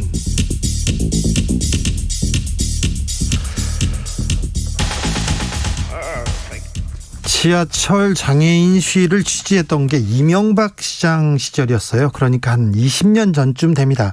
그때 취재했던 장애인 모임 대표가 박경석 노들야학 교장입니다. 지금 지하철 시위를 주도하고 있는 전장현 대표입니다. 그러고 보니까 장애인들이 20년 넘게 길 위에 있었습니다. 제가 박 교장에게 취재할 때 그렇게 물었습니다. 시민들의 마음을 얻지 못하는 지하철 점거 안 하시는 게 어떻습니까? 물었더니 지하철 점거라도 안 하면 기자님이 오셨겠습니까? 이렇게 얘기하더라고요. 저는 아무 말도 할 수 없었습니다. 이후에도 이동권을 주장하는 장애인들을 광장에서, 국회에서, 방송국 앞에서 계속 봤습니다. 볼 때마다 외면하곤 했습니다. 달라지지 않은 현실이 미안해서요. 죄송했습니다. 비문명적 불법 시위를 지속하고 있다. 이준석 국민의힘 대표가 연일 장애인 단체 비난하고 있습니다. 장애인 이동권을 빌미로 서울 시민을 볼모 삼아 무리한 요구를 하는 독선과 아집을 버려야 한다. 시위 때문에 출근길이 지체된다. 얼마나 답답하고 화가 날지 짐작이 갑니다. 이준석 대표의 말에 공감하는 사람도 있을 거예요. 대학교 때 제가 데모하러 가는 길에 다른 데모대가 버스를 가로막아서 꿈쩍도 안 했던 경험이 있는데 그때 진짜 데모하는 사람들 너무 밉더라고요. 욕을 퍼붓고 싶은 생각도 있었습니다. 그런데 시위가 비문명적이었던가요? 일단 동의할 수 없습니다. 그리고 시위하는 장애인들을 이기적으로 몰아가는 혐오에 대해서는 단호하게 반대합니다. 거리에서 장애인이 보이지 않는 게 선진국일까요? 누가 20년 동안 장애인들을 길 위에 서 있게 만들었을까요? 고민과 반성부터 해야 하는 건 아닐까요? 정치인이라면 말입니다. 지금까지 주 기자의 1분이었습니다.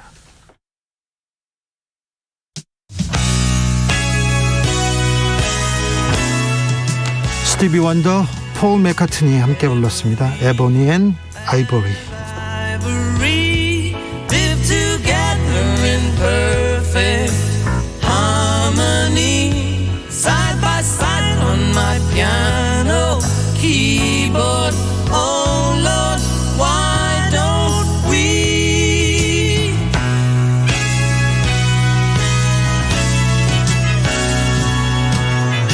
We all know that people are the same wherever you go.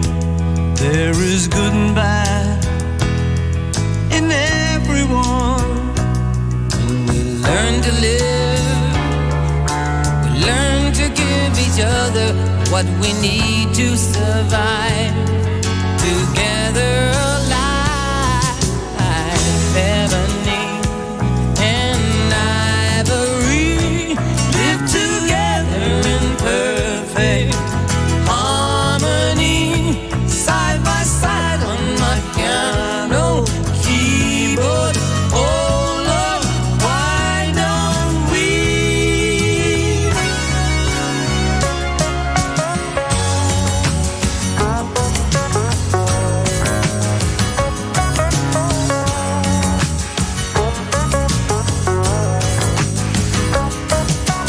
Ebony, ivory, living in perfect harmony. Ebony, ivory. We all know that people are 김진희님께서 아무리 불편해도 장애인만큼 불편할까요? 얘기하시고요. 조혜숙님, 대한민국의 모든 국민이 평등하게 가질 보행권을 가지지 못하는 것은 합법입니까? 이렇게 지적하셨습니다.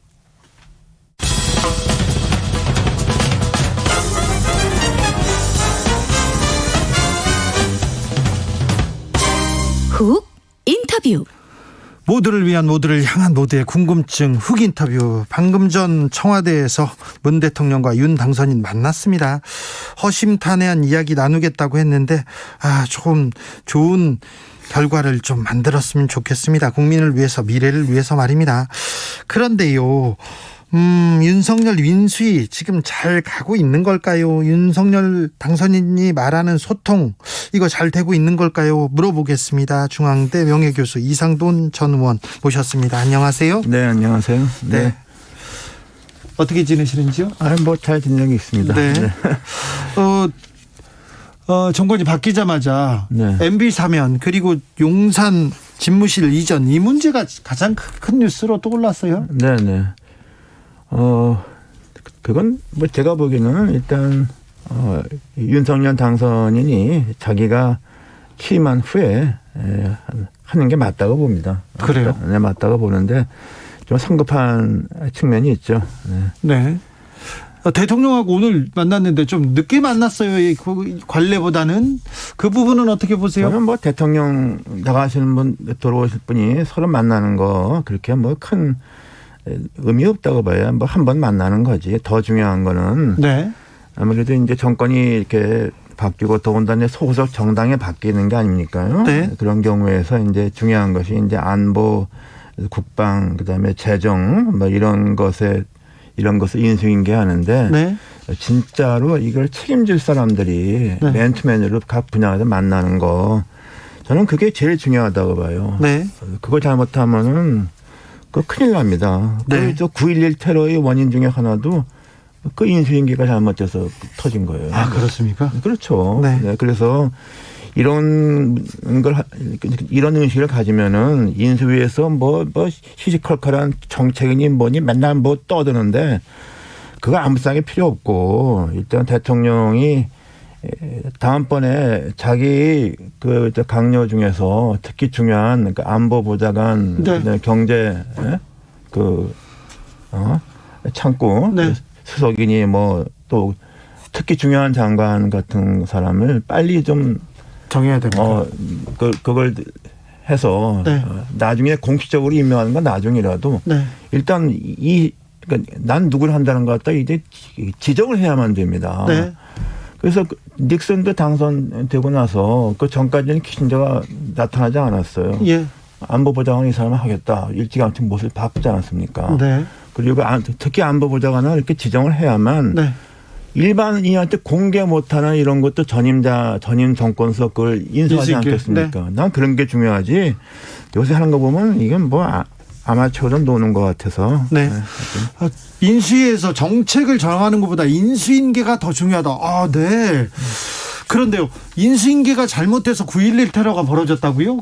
근데 그게 그 당시에는 이제 대통령 선거 결과가 좀 늦게 나왔잖아요. 대법원 과정에서. 네. 그래서 시간이 좀 촉박했는데 그래서 이제 클린턴 대통령 행정부에서 마지막 안보보좌관이 샌디 버거라는 사람인데 네.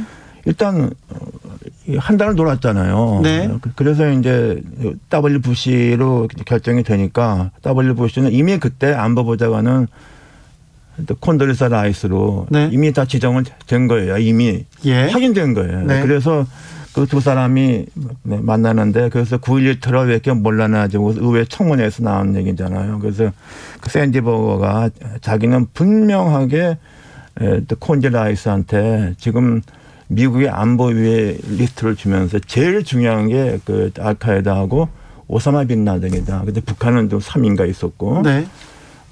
근데 그 후에 이제 의회 측은 또 이제 자기의 구술 기록에 의해서 또 콘돌리사 라이스가 알카에다하고 오사마 빈 라덴을 마치 처음 들어보는 듯한 표정을 짓더라는 걸 지금 남겼잖아요. 네. 그건 나중에 다 확인된 거예요. 그래서 부시 행정부가 그것 때문에 아주 곤혹에 처했어요. 네.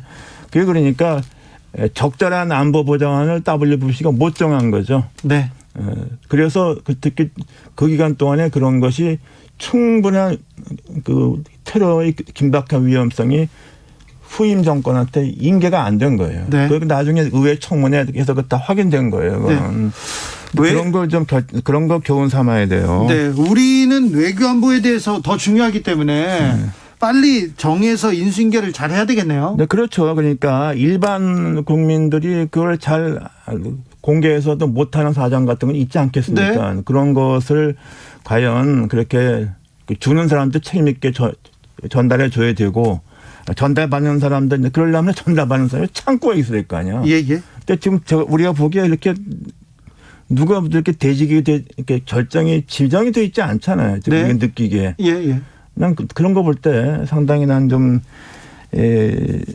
이건 좀 잘못됐다고 생각을 합니다. 용산 이전이 외교안보의 공백을 낳을 수도 있다. 벙커를 버스 안으로 옮기겠다 이런 얘기에 대해서는 좀 우려하는 사람들도 있어요. 글쎄 좀 저는 기술적인 건 잘 모르겠는데 그게 이제 대통령이라는 게 그 안보의 그 신경 주축이니까 그런 것을 안고 가는 일종의 시설 이제 관리 그런 측면도 있죠. 네. 그런 것은 제가 제일 중요한 게 그런 것을 인계할 만한 사람을 빨리 결정해야 되지 않는가 인사가. 네. 그리고 우리가 박근혜 대통령 같은 경우도 그 이명박 정권에서 박근혜 정권은 굉장히 그 스무스한 이양 아닙니까? 예. 그건 너무 인수위원회에서 너무 늦게 그냥 하고 있다가 마지막 판에 완전 허둥지둥했잖아요. 그런 게 다 그렇게 결국 정권이 잘못되는 그런 조짐이라고 그게. 네, 그럴까요? 그래서 이제 김대중 대통령 같은 경우는 일찌감치 이종찬 비서실장 누구죠? 그 민정당에서 김중권 이렇게 네. 일찌감치 창구를 정했기 때문에 네. 비교적 그렇게 정권이 바뀌는 거였지만은 비교적 잘 부드럽게, 넘어갔잖아요. 네. 우리가 그런 걸 좀 교훈 삼아야 돼요. 네. 뭐 인수위 비서실장이나 인수위에서 이런 걸 잘 해야 되는데 아무튼 외교 안보 라인이 보이지 않는 것은 사실입니다. 그런데요, 청와대 신구 권력 간의 인사권 갈등에 대해서는 어떻게 풀어야 될까요? 아니 그게 지금 이렇게 마지막 판에 그게 인사는 정상적으로 하지 말아야죠. 하지 말아야 되고 그리고 이제 제일 마지막에 대통령이 이제 국회 동의 없이 할 수 있는 게 이제 사면권 하는 행사죠. 네. 그래서 그 클린턴 대통령이 제일 마지막에 그 한두 달 동안 사면을 무더기라서 욕 되게 얻어먹었잖아요. 예. 그러니까 그런 거 하면 안 돼요. 하면 안 되고 됩니까? 인사도 지금 뭐 나가는 정권이 무슨 인사를 합니까? 그런 건 다 그 다음 정권한테 하라고 그렇게 해야죠. 그거 싸운다는 게 말이 안 돼요. 그건. 아, 그렇습니까? 네. 네. 사면권도 인사권도 이제 하지 말아라. 하지 말아야 돼요. 네. 네. 자, 인수위 이렇게 인선 보면 MB 때 사람들이 많이 들어옵니다. 그리고 또 어떤 게 보입니까? 특별히 이렇게 크게 관심을 갖고 보지는 않아서, 예. 저는 또 인수위가 과거에 그렇게 큰 역할을 했습니까? 난 그냥 그것은 기본적으로 난 별 볼 일이 없다고 보고, 네. 저건 대통령 당선인이 저건 중요 키 멤버 인사를 빨리 해야만 된다고 봐요. 네. 근데 왜 이렇게 늦느냐? 난 잘 모르겠어요. 네. 늦는다는 것도 준비가 안 된 거 아니야? 아, 그렇습니까? 네. 상춘제에서 회동을 시작했습니다. 지금 대통령과 당선인이 만나서 국회 집무실 앞에서 이렇게 먼저 만나서 이렇게 얘기를 나누고 상춘제로 이동한 것 같습니다. 민주당은 어떻게 되고 있습니까? 민주당이 선거를 준비하고 있는데요. 선거를 지고 또. 네. 난 잘 지금 이상한 얘기를 들어가지고서. 어떤 얘기요? 그게 그래서 정치개혁 입법을 최대한 조속히 추진하고 검찰개혁과 가짜뉴스 뉴스 방지, 언론개혁은 반드시 결과를 내겠다. 네. 이거 도대체 무슨 얘기를 하는 건지 모르겠네. 네. 검찰개혁 하겠다고 지금 검수완박 하겠다고 하지 않습니까? 네. 그러니까 그게 나 이거 그럼 지금까지 한 21대 국회에 들어와서 압도적으로 다수의석 있을 때까지는 지금 뭘 했고 지금 그리고 입법이라는 게 우리는 또 대통령한테 거업권 행사권이 있지 않습니까? 예. 그러니까 이것은 어디까지나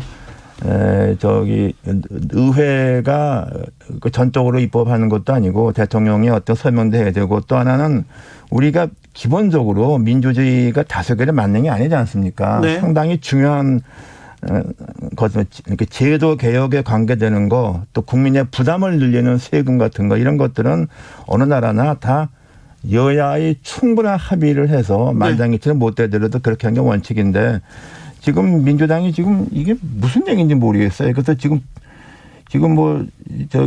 대통령 취임하기 전에 개혁 입법을 다 통과시켜서 문재인 대통령한테 법안에 서명을 하겠다는 건지. 네. 난 이거 좀 이상하잖아. 제정신인지 모르겠어. 이거 도대체. 민주당이 제정신이 아닌 것 같아요.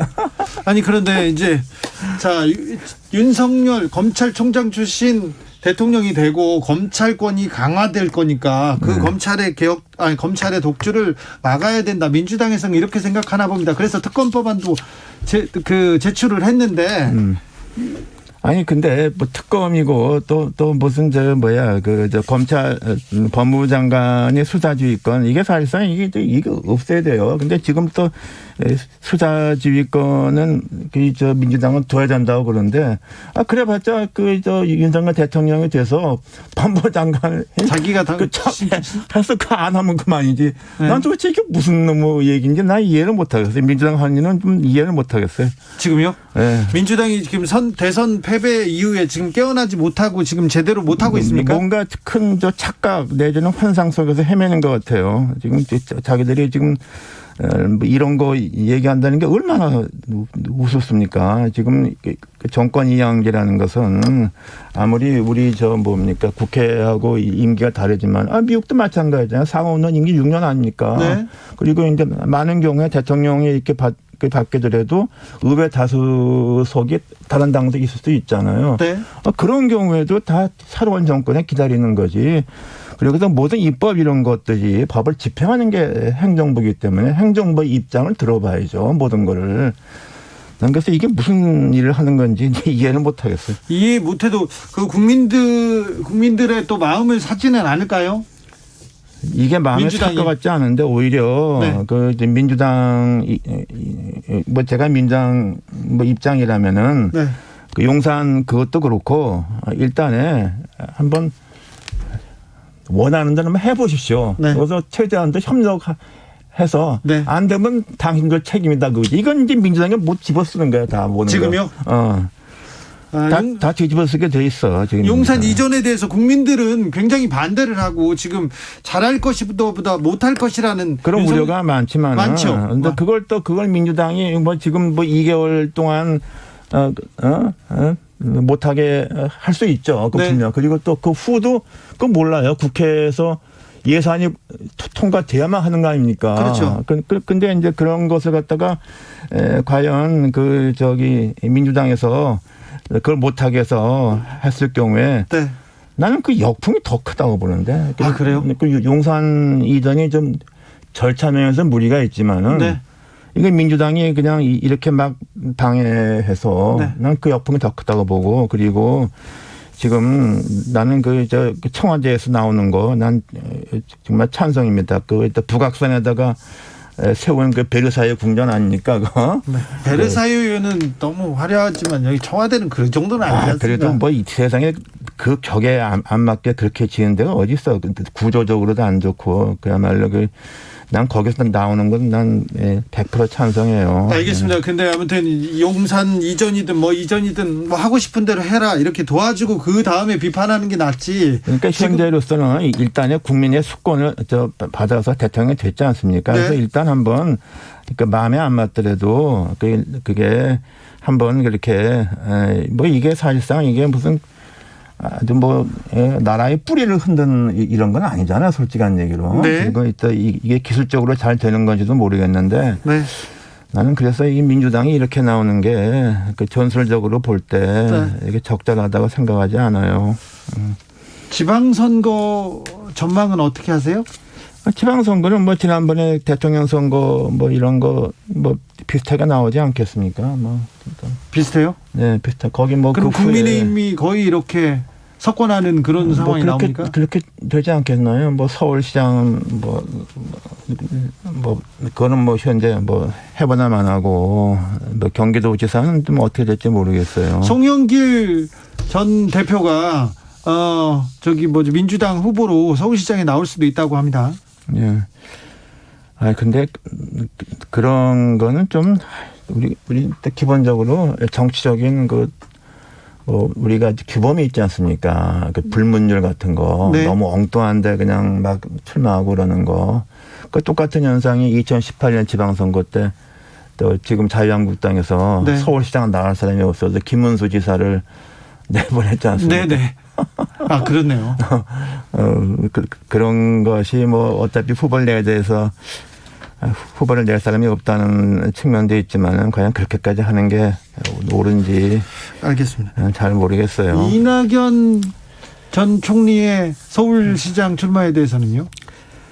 그것도 제가 대학 동기생 친구한테 말하기는 좀 그렇지만은 어떻게 해서 종로 국회의원을 자기가 그만둬서 네. 제복을 만들어서 의석을 하나 줬잖아요. 네. 그러고서 서울시장에 또 나온다는 게 이게 알겠습니다. 이게 순리에 맞습니까? 알겠습니다. 윤석열 후보가 백악관식 소통하겠다고 이렇게 계속 얘기하는데 미국식 소통은 뭡니까? 난 그 백악관 소통이 무슨 말인지 모르겠어요. 그냥 국민들이 근처에 잘 오게 한다는 뜻인지 뭐 참모들하고 강요들하고도 한다는 것인지 백악관 소통이라는 게 우리가 다 잘 알잖아요. 대통령하고 그 주요 그러니까 모든 장관 그렇게 하는 경우는 별로 드물어요. 네. 주요 장관들하고 청와대 참모들하고서 일주일에 수시로 만나고 또 대변인들 또 대통령 본인이 기자들 앞에 나가서 질문 답변을 스스로 다 하고 뭐 그런 게 중요한 거죠. 지금 문재인 대통령 최고로 실패한 게 뭐냐면 박근혜 대통령이 소통 안 한다고 그랬지만은 기자회견 몇 번 했어. 손가락으로 시잖아. 네네. 그리고서 뭐 기자 질문 받아본 적 있어요? 그거 거의 없었잖아. 자유 질문했잖아요. 그걸 질문이라고 하는 겁니까? 난 도대체 그건 정말 박근혜 대통령 때보다 나은 게 하나도 없었어요. 그런 거. 근데 또 이제 제가 좀 갖고 있는 좀 걱정 같은 것은 윤석열 대통령식의 기자들과 질문 답변이 과연 어떻게 될 것인가 좀 잘 모르겠어요. 그러니까요. 그럼 어떤 형태가 될지. 네. 또 다른 형태의 문제가 생길지. 네. 전 그렇습니다. 윤석열 당선인한테 취임까지 이거는 좀 해라. 이건 하지 마라. 아니 취임까지 제일 중요한 게 자기 정부를 이끌어가는 게 구성 아닙니까? 그 인사를 잘해야 된다고요. 그거 외에는 그리고 제가 정권이 인수받기 위해서 그야말로 영어로 하면 키포스트 그건 인사할 때 빨리빨리 지명을 해야 돼요. 지명해서 네. 그 사람은 나중에 국회에서 무슨 뭐 다른 게 있으면 모르지만 그 사람이 또 인수 과정부터 그 전 정권에서 그거를 해야만 정부가 순조롭게 스타트를 하죠. 네. 그래서 현재 미국도 그 오바마 정부 트럼프 바이든 같은 경우 그게 잘 안 됐잖아요. 아하, 네. 그게 좀 그런 것을 잘 하는 게 인수위지. 네. 저는 그렇게 봅니다. 알겠습니다. 중요한 인물을 빨리 세워가지고 이렇게 외교안보 실질적인 걸 인수를 하라. 빨리. 알겠습니다. 네. 지금까지 이상돈 교수였습니다. 감사합니다. 네. 정치 피로, 사건 사고로 인한 피로, 고달픈 일상에서 오는 피로. 오늘 시사하셨습니까? 경험해보세요. 들은 날과 안 들은 날의 차이. 여러분의 피로를 날려줄 저녁 한 끼 시사. 추진우 라이브.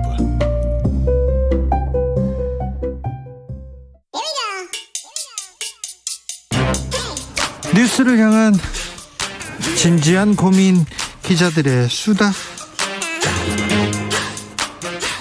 라이브 기자실을 찾은 오늘의 기자는 은지옥이요. 시사인 김은지입니다. 바쁘죠? 네, 계속 일이 끊이지가 않네요. 네, 뭐 선거 때는 선거라고 또 끝나면 또 끝나서 또 바빠요. 네, 그렇죠. 자, 오늘 준비한 첫 번째 뉴스부터 가볼까요? 네, 3년 만에 검찰 압수수색이 이뤄진 사건이 있습니다. 산업부 말하는 거죠? 네, 소위 블랙리스트 사건이다 이렇게 불리는 건데요. 검찰이 산업부 장차관의 산하기관장 사퇴 압박 의혹과 관련해서 지난 25일 산업부를 압수수색했습니다. 네. 신구 권력 교체기인데다가 청와대와 윤석열 당선인 측이 공공기관장 임명권을 둘러싸고 정면 충돌하는 시점에서 네. 검찰이 현 정권을 겨냥한 강제 수사 나선 게 아니냐 이런 이야기가 있는데요. 자, 이제 집권 후에 본격화되는 검찰 수사. 이게 시험대가 될 것이다 이렇게 생각해서 서울 동부지검에 관심이 많습니다. 네, 그렇습니다. 서울 동부지검 형사 6부는 정부 세종청사 산업부의 검사 수사관들을 보내서 원전 관련 부서를 압수수색했는데요. 국민의힘에서 2019년에 관련 기관장들에게 대해서 산업부 장차관의 압박으로 사표냈다라고 하면서 블랙리스트 의혹 제기한 바가 있습니다. 원전 관련해서요. 그런데 이거 2019년에 수사가 어느 정도 이루어졌죠? 네, 이제 그 당시에는 관련자만 조사하고요. 더 이상 진척이 없었습니다.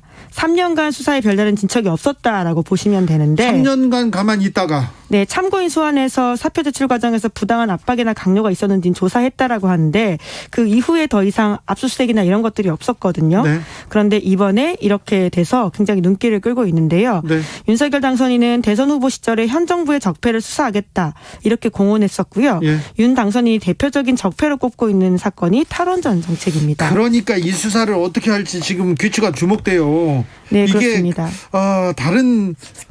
다른 수사에도 영향을 미칠 것 같다는 생각도 합니다.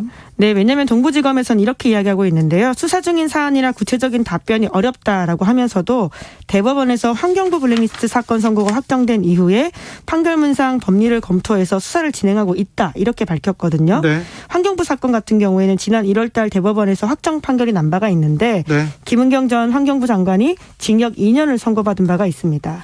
그때 당시에 동부지검에서 수사했습니다. 동부지검에서 주진우 부장검사가 수사를 했는데 아니 정책적 판단인데 이 부분을 가지고 수사를 하는 게 맞느냐, 법원에 사법부한테 이걸 정책적 판단을 넘겨주는 게 맞느냐 말이 많았었는데 아무튼 김은경 전 장관은 징역 2년이 나왔습니다. 네, 결과적으로 유죄가 선고되긴 했습니다. 그래서 이제 윤석열 정부에서 지금 있는 전 정권 사람들을 내보낼 때 굉장히 곤란해졌다 이런 얘기도 있는데요. 그런데 아무튼 3년을 묵혀뒀던 수사 갑자기 새 정부 들어서자마자 이렇게 굴러가는 거 보면 검찰이 정부에 이렇게 코드 맞추게 하는 건가 이런 또 우려 하는 분들이 있어요? 네, 새 정부가 아직 출범한 건 아니고요. 출범하기도 전에 이제 이렇게 다 하다 보니까 그런 이야기 벌써 나오고 있는 건데 대검은 대검대로 일선 검찰청은 검찰청대로 이제 각자 도생하는 양상이다 이런 평가 나오고 있습니다. 예. 그 외에도 어떤 일들이 있냐면 대검은 지난 24일에 인수위 업무 보고를 했거든요. 네. 여기에서 문재인 정부 때 만들었던 형사사건 공개금지 규정 변경하겠다 이런 내용 담았고요. 또한 서울 남부지검 증권범죄 합수단을 부활시키겠다 이런 내용도 넣었습니다. 네. 다 일정 부분 문재인 정부에서 검찰개혁이라는 이유로 바꿨던 것들인데 다시 좀 돌리겠다라는 내용이 있는 거죠. 네. 증권범죄 합수단 부활합니다. 증권범죄는 잡아야죠. 어떻게 되는지 검찰이 상당 기간 뉴스를 드리블할 가능성이 크기 때문에 한번 저희가 유심히 지켜보고 있겠습니다. 다음 뉴스 만나볼까요? 네, 공수처의 검사 1호 기소 사건의 변호인이 주목받고 있습니다. 네, 이정미 전 헌법재판관이죠. 네, 탄핵 심판 주문을 읽은 인사이기 때문에 유명한데요. 네, 박근혜를 2017년 탄핵한다. 3월 10일 네. 네, 기억하시죠? 예. 그때 또 아침 출근길에 헤어를 머리에 말고 나와서 눈길을 끌기도 했었는데 이분이 헌재를 나와서는 뭐 하고 계셨어요? 네, 나와서 그 탄핵 결정 직후에 퇴임을 했습니다. 네. 2017년 3월 13일 퇴임을 했는데 이후에는 고려대에서 석좌 교수를 있었고요. 그런데 헌재 퇴임 2년 만에 변호사 활동을 시작했습니다. 변호사를 하시더라고요. 네, 법무법인 로고스에서 상임고문 변호사로 근무를 했는데 네. 이번에 이제 사건까지 맡게 됐다 이렇게 알려진 거죠. 예, 공수처 사건은 어떻게 맡게 된 겁니까? 예, 이 사건은 주진우 라이브에서도 여러 차례 전해드린 바가 있는데 공수처가 처음으로 기소한 검사 사건입니다. 스폰서 검사 사건으로 이미 유죄 선고받은 바가 있는 김영준 전 부장검사죠. 근데 검찰이 혐의에서 빼준 내용이 있었는데 그걸 공수처가 추가 기소한 거거든요. 예. 뿐만 아니라 그 해당 뇌물을 공여했다라고 지목된 또 다른 검사 출신 변호사도 기소했고요. 네. 이에 대해서 이정미 전 재판관은 한겨레와의 통화에서 선임 이유를 이렇게 밝혔습니다. 지난해 말 같은 교회에 다니는 김 전 부장검사가 부탁해서 변호인으로 선임됐다. 일단 로고스라는 법무법인이 이 기독교 이렇게 신자들이 모여가지고 굉장히 덕실한 분들이 몰려 있는 그런 로펌입니다. 네, 그리고 이제 우선은 공수처 수사 단계까지 변호인으로 선임된 상태인데 향후의 재판 과정에서 변호인으로 일할지는 정해지지 않았다라고 밝히면서도 증거를 좀 보니까 공수처 기소가 좀 부족한 게 있다 이렇게 주장했다라고 합니다. 네. 뿐만 아니라 이 모두 변호인 8명이 등록돼 있다 이렇게 한겨레 신문이 보도하고 있는데요. 김영준 전 부장검사의 변호인 8명이요? 네, 법무법인도 3군데입니다. 네. 말씀드린 로고스에서 3명, 그 법무법인 동인에서 3명, 법무법인 평산에서 2명 이렇게 선임됐다라고 하는데요. 법무법인 동인에서 갔으면 이 공수처에 또 맞춤형인데. 네, 맞습니다. 동인은 여운국 공수차장이 공수처에 오기 전에 변호사로 활동했던 곳이기 때문에 그런 의심을 받고 있기도 합니다. 그러네요. 자, 이정미 변호사죠. 변호사는 공수처장 후보로도 이름이 오르내린 사람인데 공수처 관련 사건에서 변호사를 맡네요. 네, 물론 이제 정식은 아니고요. 언론 보도에 이야기가 나온 바가 있습니다. 왜냐하면 2020년 초창기에는 공수처 설립준비단 자문위원회에서 여성 법조인을 초대처장으로 임명해야 된다 이런 의견이 나온 적이 있거든요. 그래서 김영란 전 대법관과 이정미 전 헌법재판관이 거론된 바가 있는데 하지만 그 당시에 이제 그렇게 거론이 되자 언론과 인터뷰에서 공식적으로 제안받은 적도 없고 현직에서 떠난 지 오래라 적절하지 않다 이렇게 고사한 바가 있다고 합니다. 네. 공수처 사건 재판 어떻게 되는지 저희가 계속해서 팔로우업이라고 하죠. 기자들은. 근데 계속해서 저희가 쳐다보고 취재하다가 다시 말씀드리겠습니다. 여기까지 할까요? 네, 감사합니다. 소리바람님께서 주진우 라이브의 보물 김은지 기자 이렇게 얘기했습니다. 그렇습니다. 네. 기자들의 수다 시사인 김은지 기자와 함께했습니다. 감사합니다. 네, 감사합니다. 교통정보센터 다녀오겠습니다. 오수미 씨. 네, 이 시각 교통정보입니다. 퇴근길 정체가 계속되고 있는 가운데 제2경인고속도로 성남 방향으로는 남동에서 승용차 관련한 사고가 발생했습니다. 이 사고 수습으로 인해 1차로가 차단돼 있고요. 여파로 문학부터 남동까지 3km 구간에서 정체가 되고 있습니다. 반대 인천 가는 길로는 산막에서 광명, 남동에서 문학 사이로 교통량이 많아서 속도가 안 나고 있습니다. 영동고속도로 인천 쪽으로도 동수원부터 정체가 되기 시작해 광교터널 일대까지 지나기가 어렵고요. 또 부곡 부근과 월곶에서 도로 종점까지도 속도가 안 나고 있습니다. 남부권에서는 남해고속도로 부산 가는 길 하만 2터널 부근과 대저분기점에서 덕천 쪽으로 답답합니다. 호남고속도로 천안 방면 동광주에서 정체가 되고 있습니다. 지금까지 KBS 교통정보센터였습니다.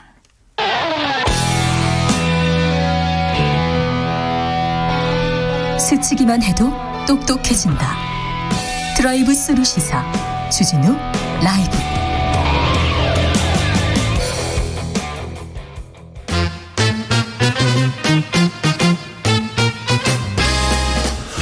정치권 뉴스와 화제 그리고 앞으로 다가올 지방선거 민심은 어떻게 보고 있을까요? 집중 분석해 보겠습니다. 여론과 민심.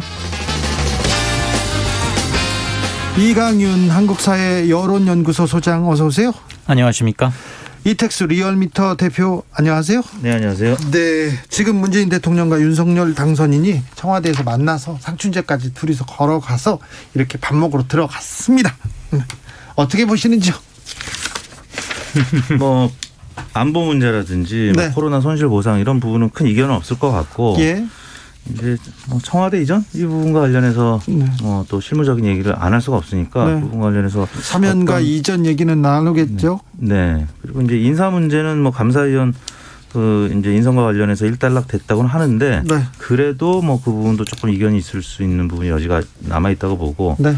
또 뭐 사면 뭐 등등 얘기가 있겠죠. 그런데요. 네. 당선인의 지지율이라고 해야 되나요? 당선인한테 기대가 이렇게 낮습니까? 이렇게 역대 최저로 낮는 것 같아요. 잘할 것이다 보다 잘 못할 것이다가 훨씬 많아요. 그건 두 가지쯤으로 추정이 가능할 것 같아요. 일단 0.7%포인트 차이로 정말 아슬아슬하게 간신히 이겼지 않습니까? 예.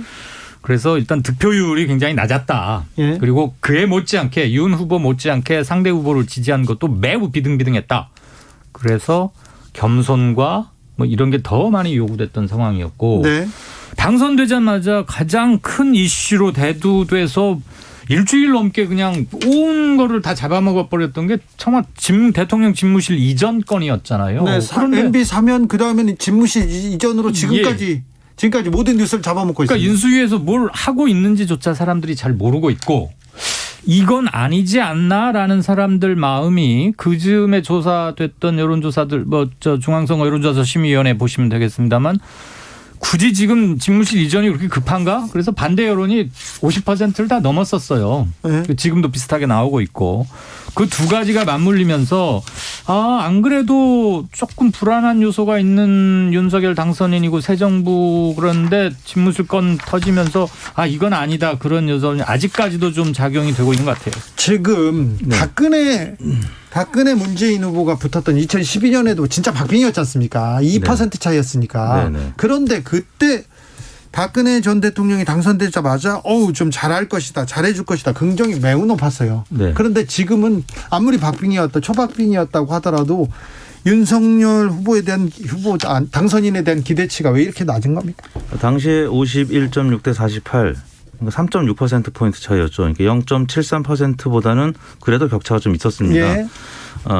그런데 이제 이번에는 정말 근소한 차이로 됐던 데다가 바로 지방선거로 이어진다는 점. 네. 그러니까 만약에 2012년도 대선 때 바로 한 두 달 후에 무슨 총선이라든지 지방선거가 있었다면 그리고 이보다 격차가 적었다면 비슷했었을 것 같은데. 아, 그래요? 네. 근데 지금은 뭐 거의 1%포인트도 이제 차이가 안 났었고 바로 지방선거가 있고 이제 뭐 선거 불복은 아니겠습니다만 유권자들 입장, 특히 이재명 후보 지지층 입장에서는 사실 억울하잖아요. 좀만 더 했었으면 이겼을 텐데라는 아쉬움이 있기 때문에 그럼 지방선거에서 한번 다시 재승부를 펼쳐보자. 그래서 대선에 이제 연장전이 이어지는 상황이기 때문에 거기다가 이제 용산 집무실 이전까지 겹쳐지면서 이제 취임덕 이런 논란이 계속 이어지고 있는 것 같습니다. 그런데 정권 초기에 대통령이 정권 초기에 선거를 하면 여당한테 좀 힘을 실어주자. 아무래도 유리한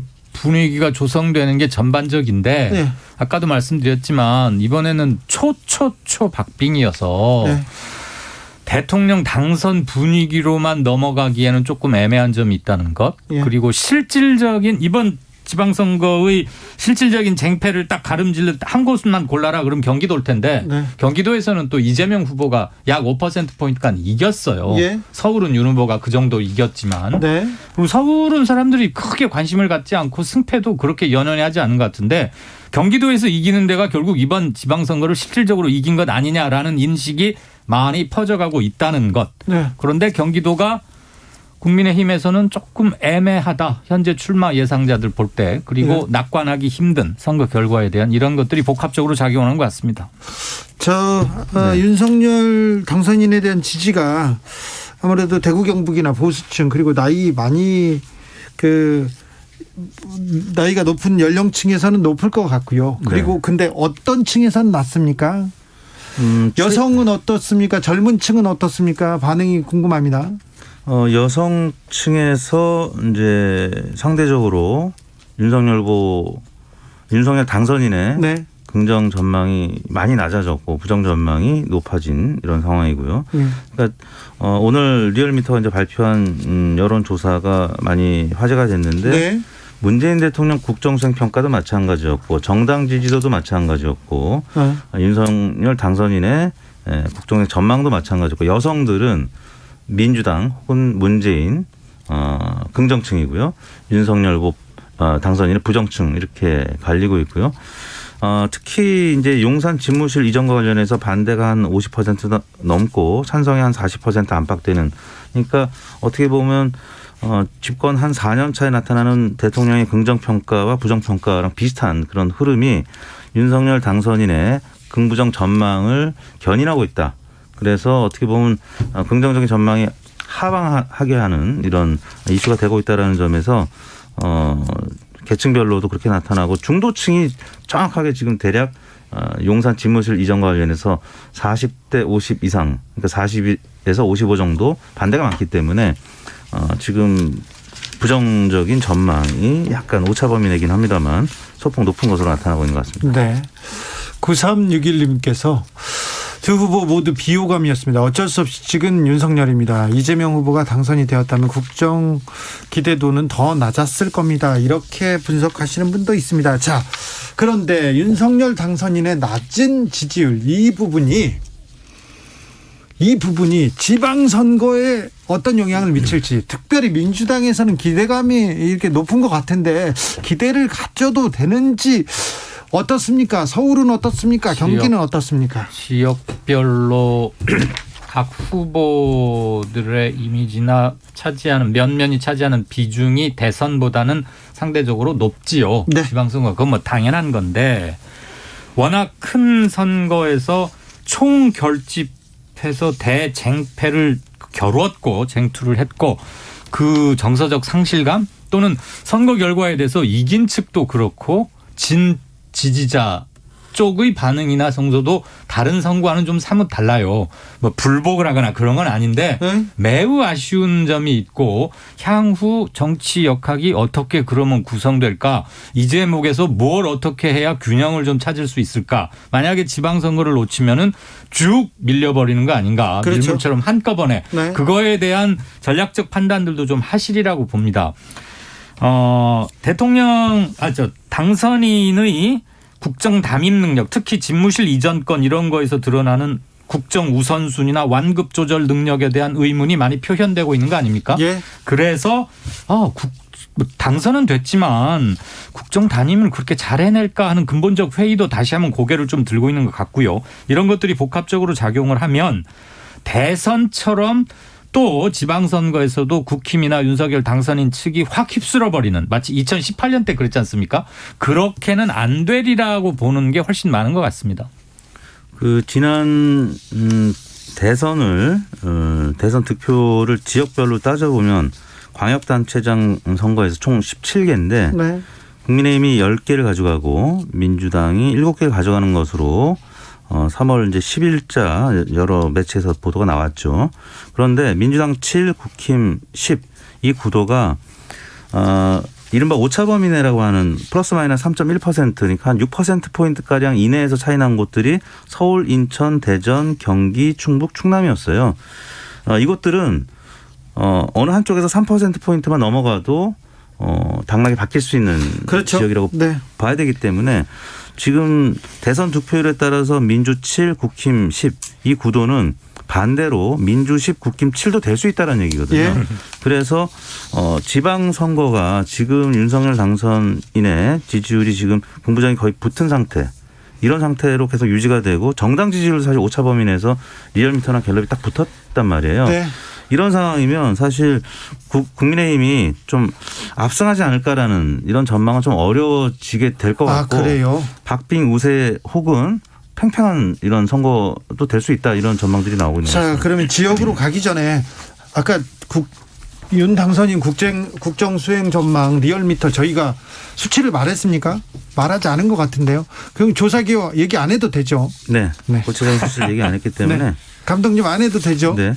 그래도 뭐 말씀을 드려도 됩니다. 미디어 헤럴드 의뢰로 리얼미터가 3월 21일부터 25일까지 조사한 내용이고요. 중앙선거여론조사 심의위원회 참고하시면 되겠습니다. 왜 이런 내용이 필요한지는 잘 모르겠어요. 그런데 아무튼 해야 된답니다. 네. KBS에서요. 더 잘 지키겠습니다. 네.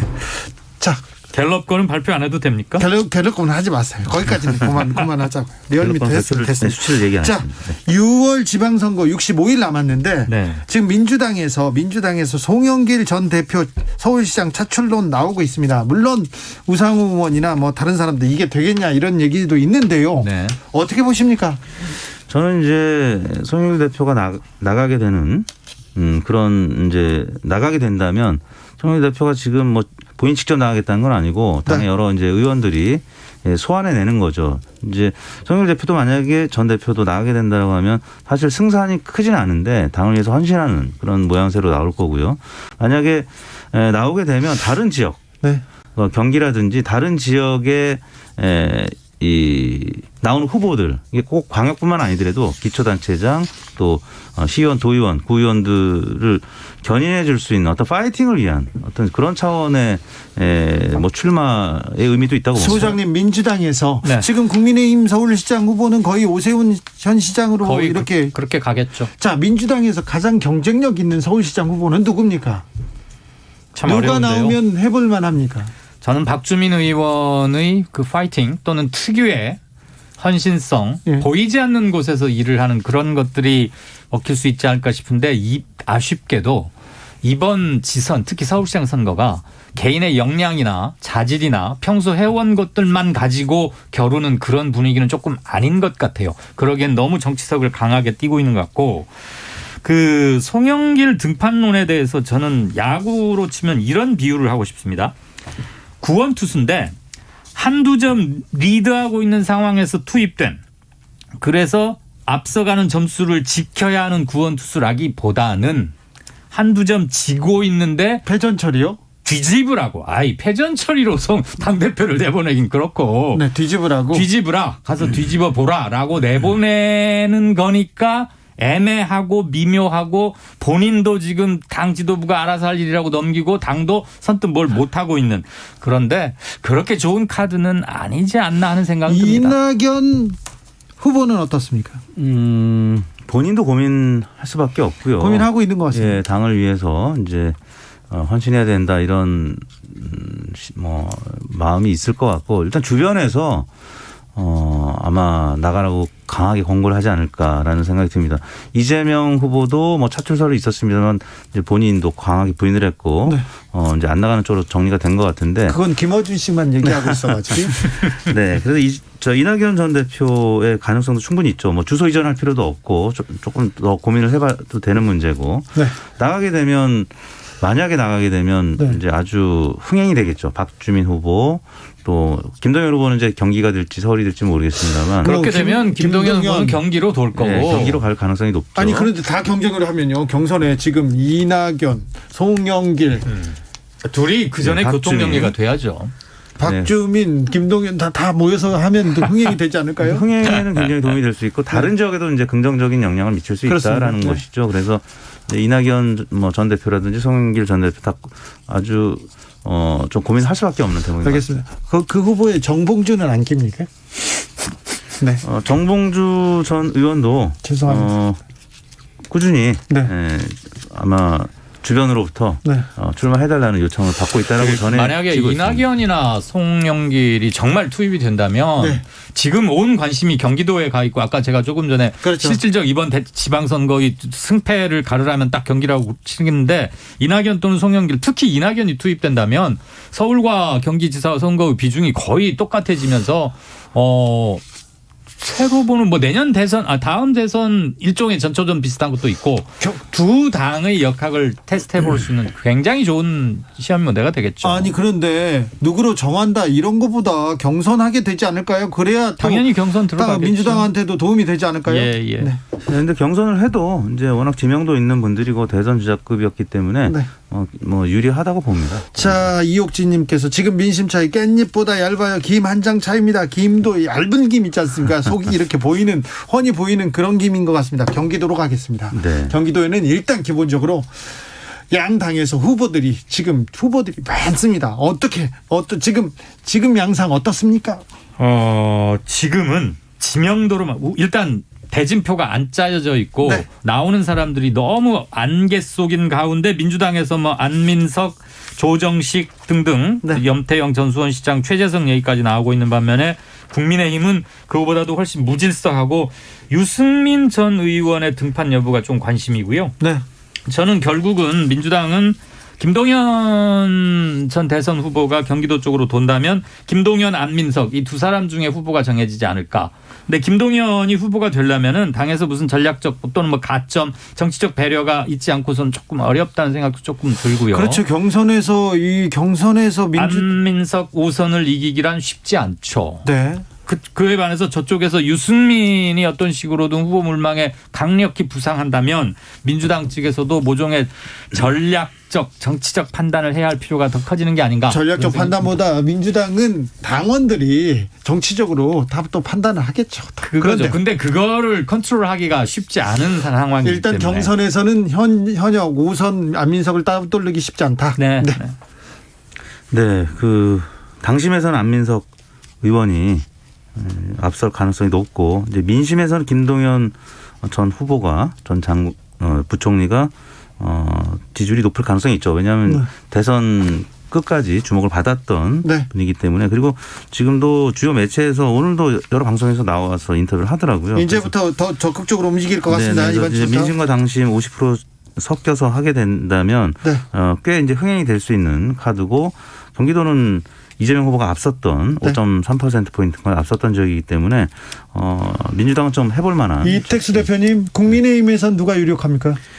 이제 유승민 전 대표 주변에서는 강력하게 나가라 이런 권고를 하고 있는데 아직 유승민 후보는 뭐 얘기하지 않고 있고. 그런데 이제 유승민 전 대표가 건강상의 이유로 조금 쉬어야 되는 상황이 아니겠느냐라는 뭐 이야기들도 전해지고요. 그래서 본인의 그 의중이 아직 결정이 안 됐다. 근데 차기 대선을 생각하면 유승민 의원은 놓치기는 힘든 카드일 겁니다. 그리고 또 하나 민주당에서 이재명 후보가 5%포인트가량 이겼는데 그게 이재명이어서 이겼느냐 민주당 후보여서 이겼느냐 저는 전자라고 생각하거든요. 예. 그러면 경기지사 후보로 민주당에 누가 결정되든 이재명이 윤석열을 5%포인트가량 이겼기 때문에 지사 선거에서도 꽤 이기지 않을까라는 건 속단일 수 있다. 그렇죠. 쉽지 않죠. 아무튼 근데 이번 지방선거에서 이재명의 역할은 엄청날 거기 때문에 전면에 나와서 뛰기는 할 겁니다. 근데 자, 호남에서 민주당이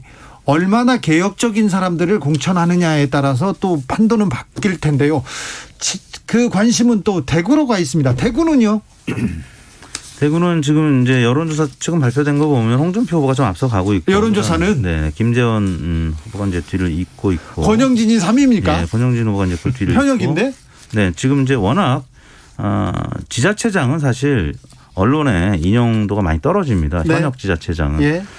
그런데 이제 홍준표, 김재원 두 인물은 워낙 언론에 많이 나왔고 나오고 그리고 있고. 또 굉장히 또 상어 이빨, 네네. 상어 이빨들 아닙니까? 그런데 홍준표 이제 전 대표 같은 경우는 이제 이 감점 문제, 25%냐, 뭐 혹은 뭐 10%나 15% 줄 것이냐, 공관위의 결정이 아직 남아 있는 것 같은데요.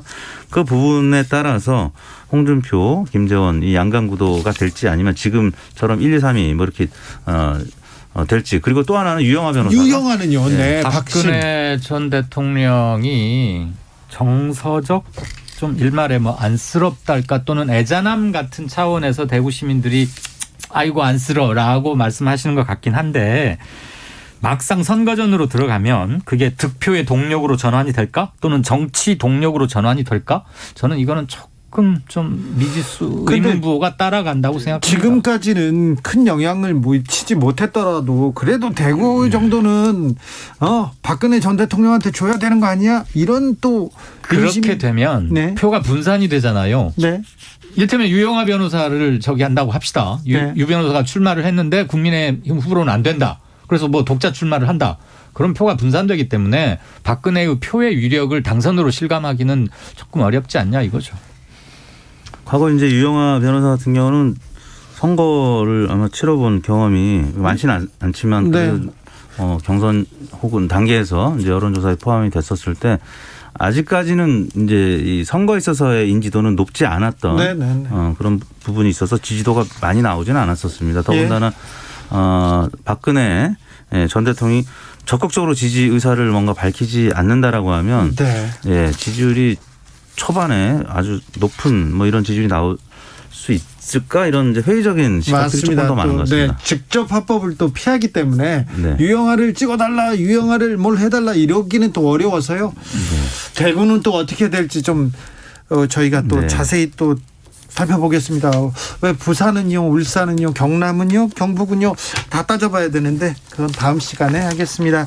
이강윤 소장님, 이택수 대표님 오늘도 감사합니다. 네, 감사합니다. 고맙습니다. 7925님께서 선수들은 좋은데 김웅룡 같은 감독이 없어요. 민주당이 말입니다. 이런 의견 주셨습니다.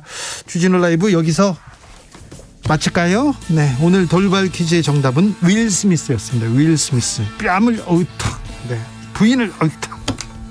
저는 내일 오후 5시 5분에 돌아오겠습니다. 지금까지 주진우였습니다.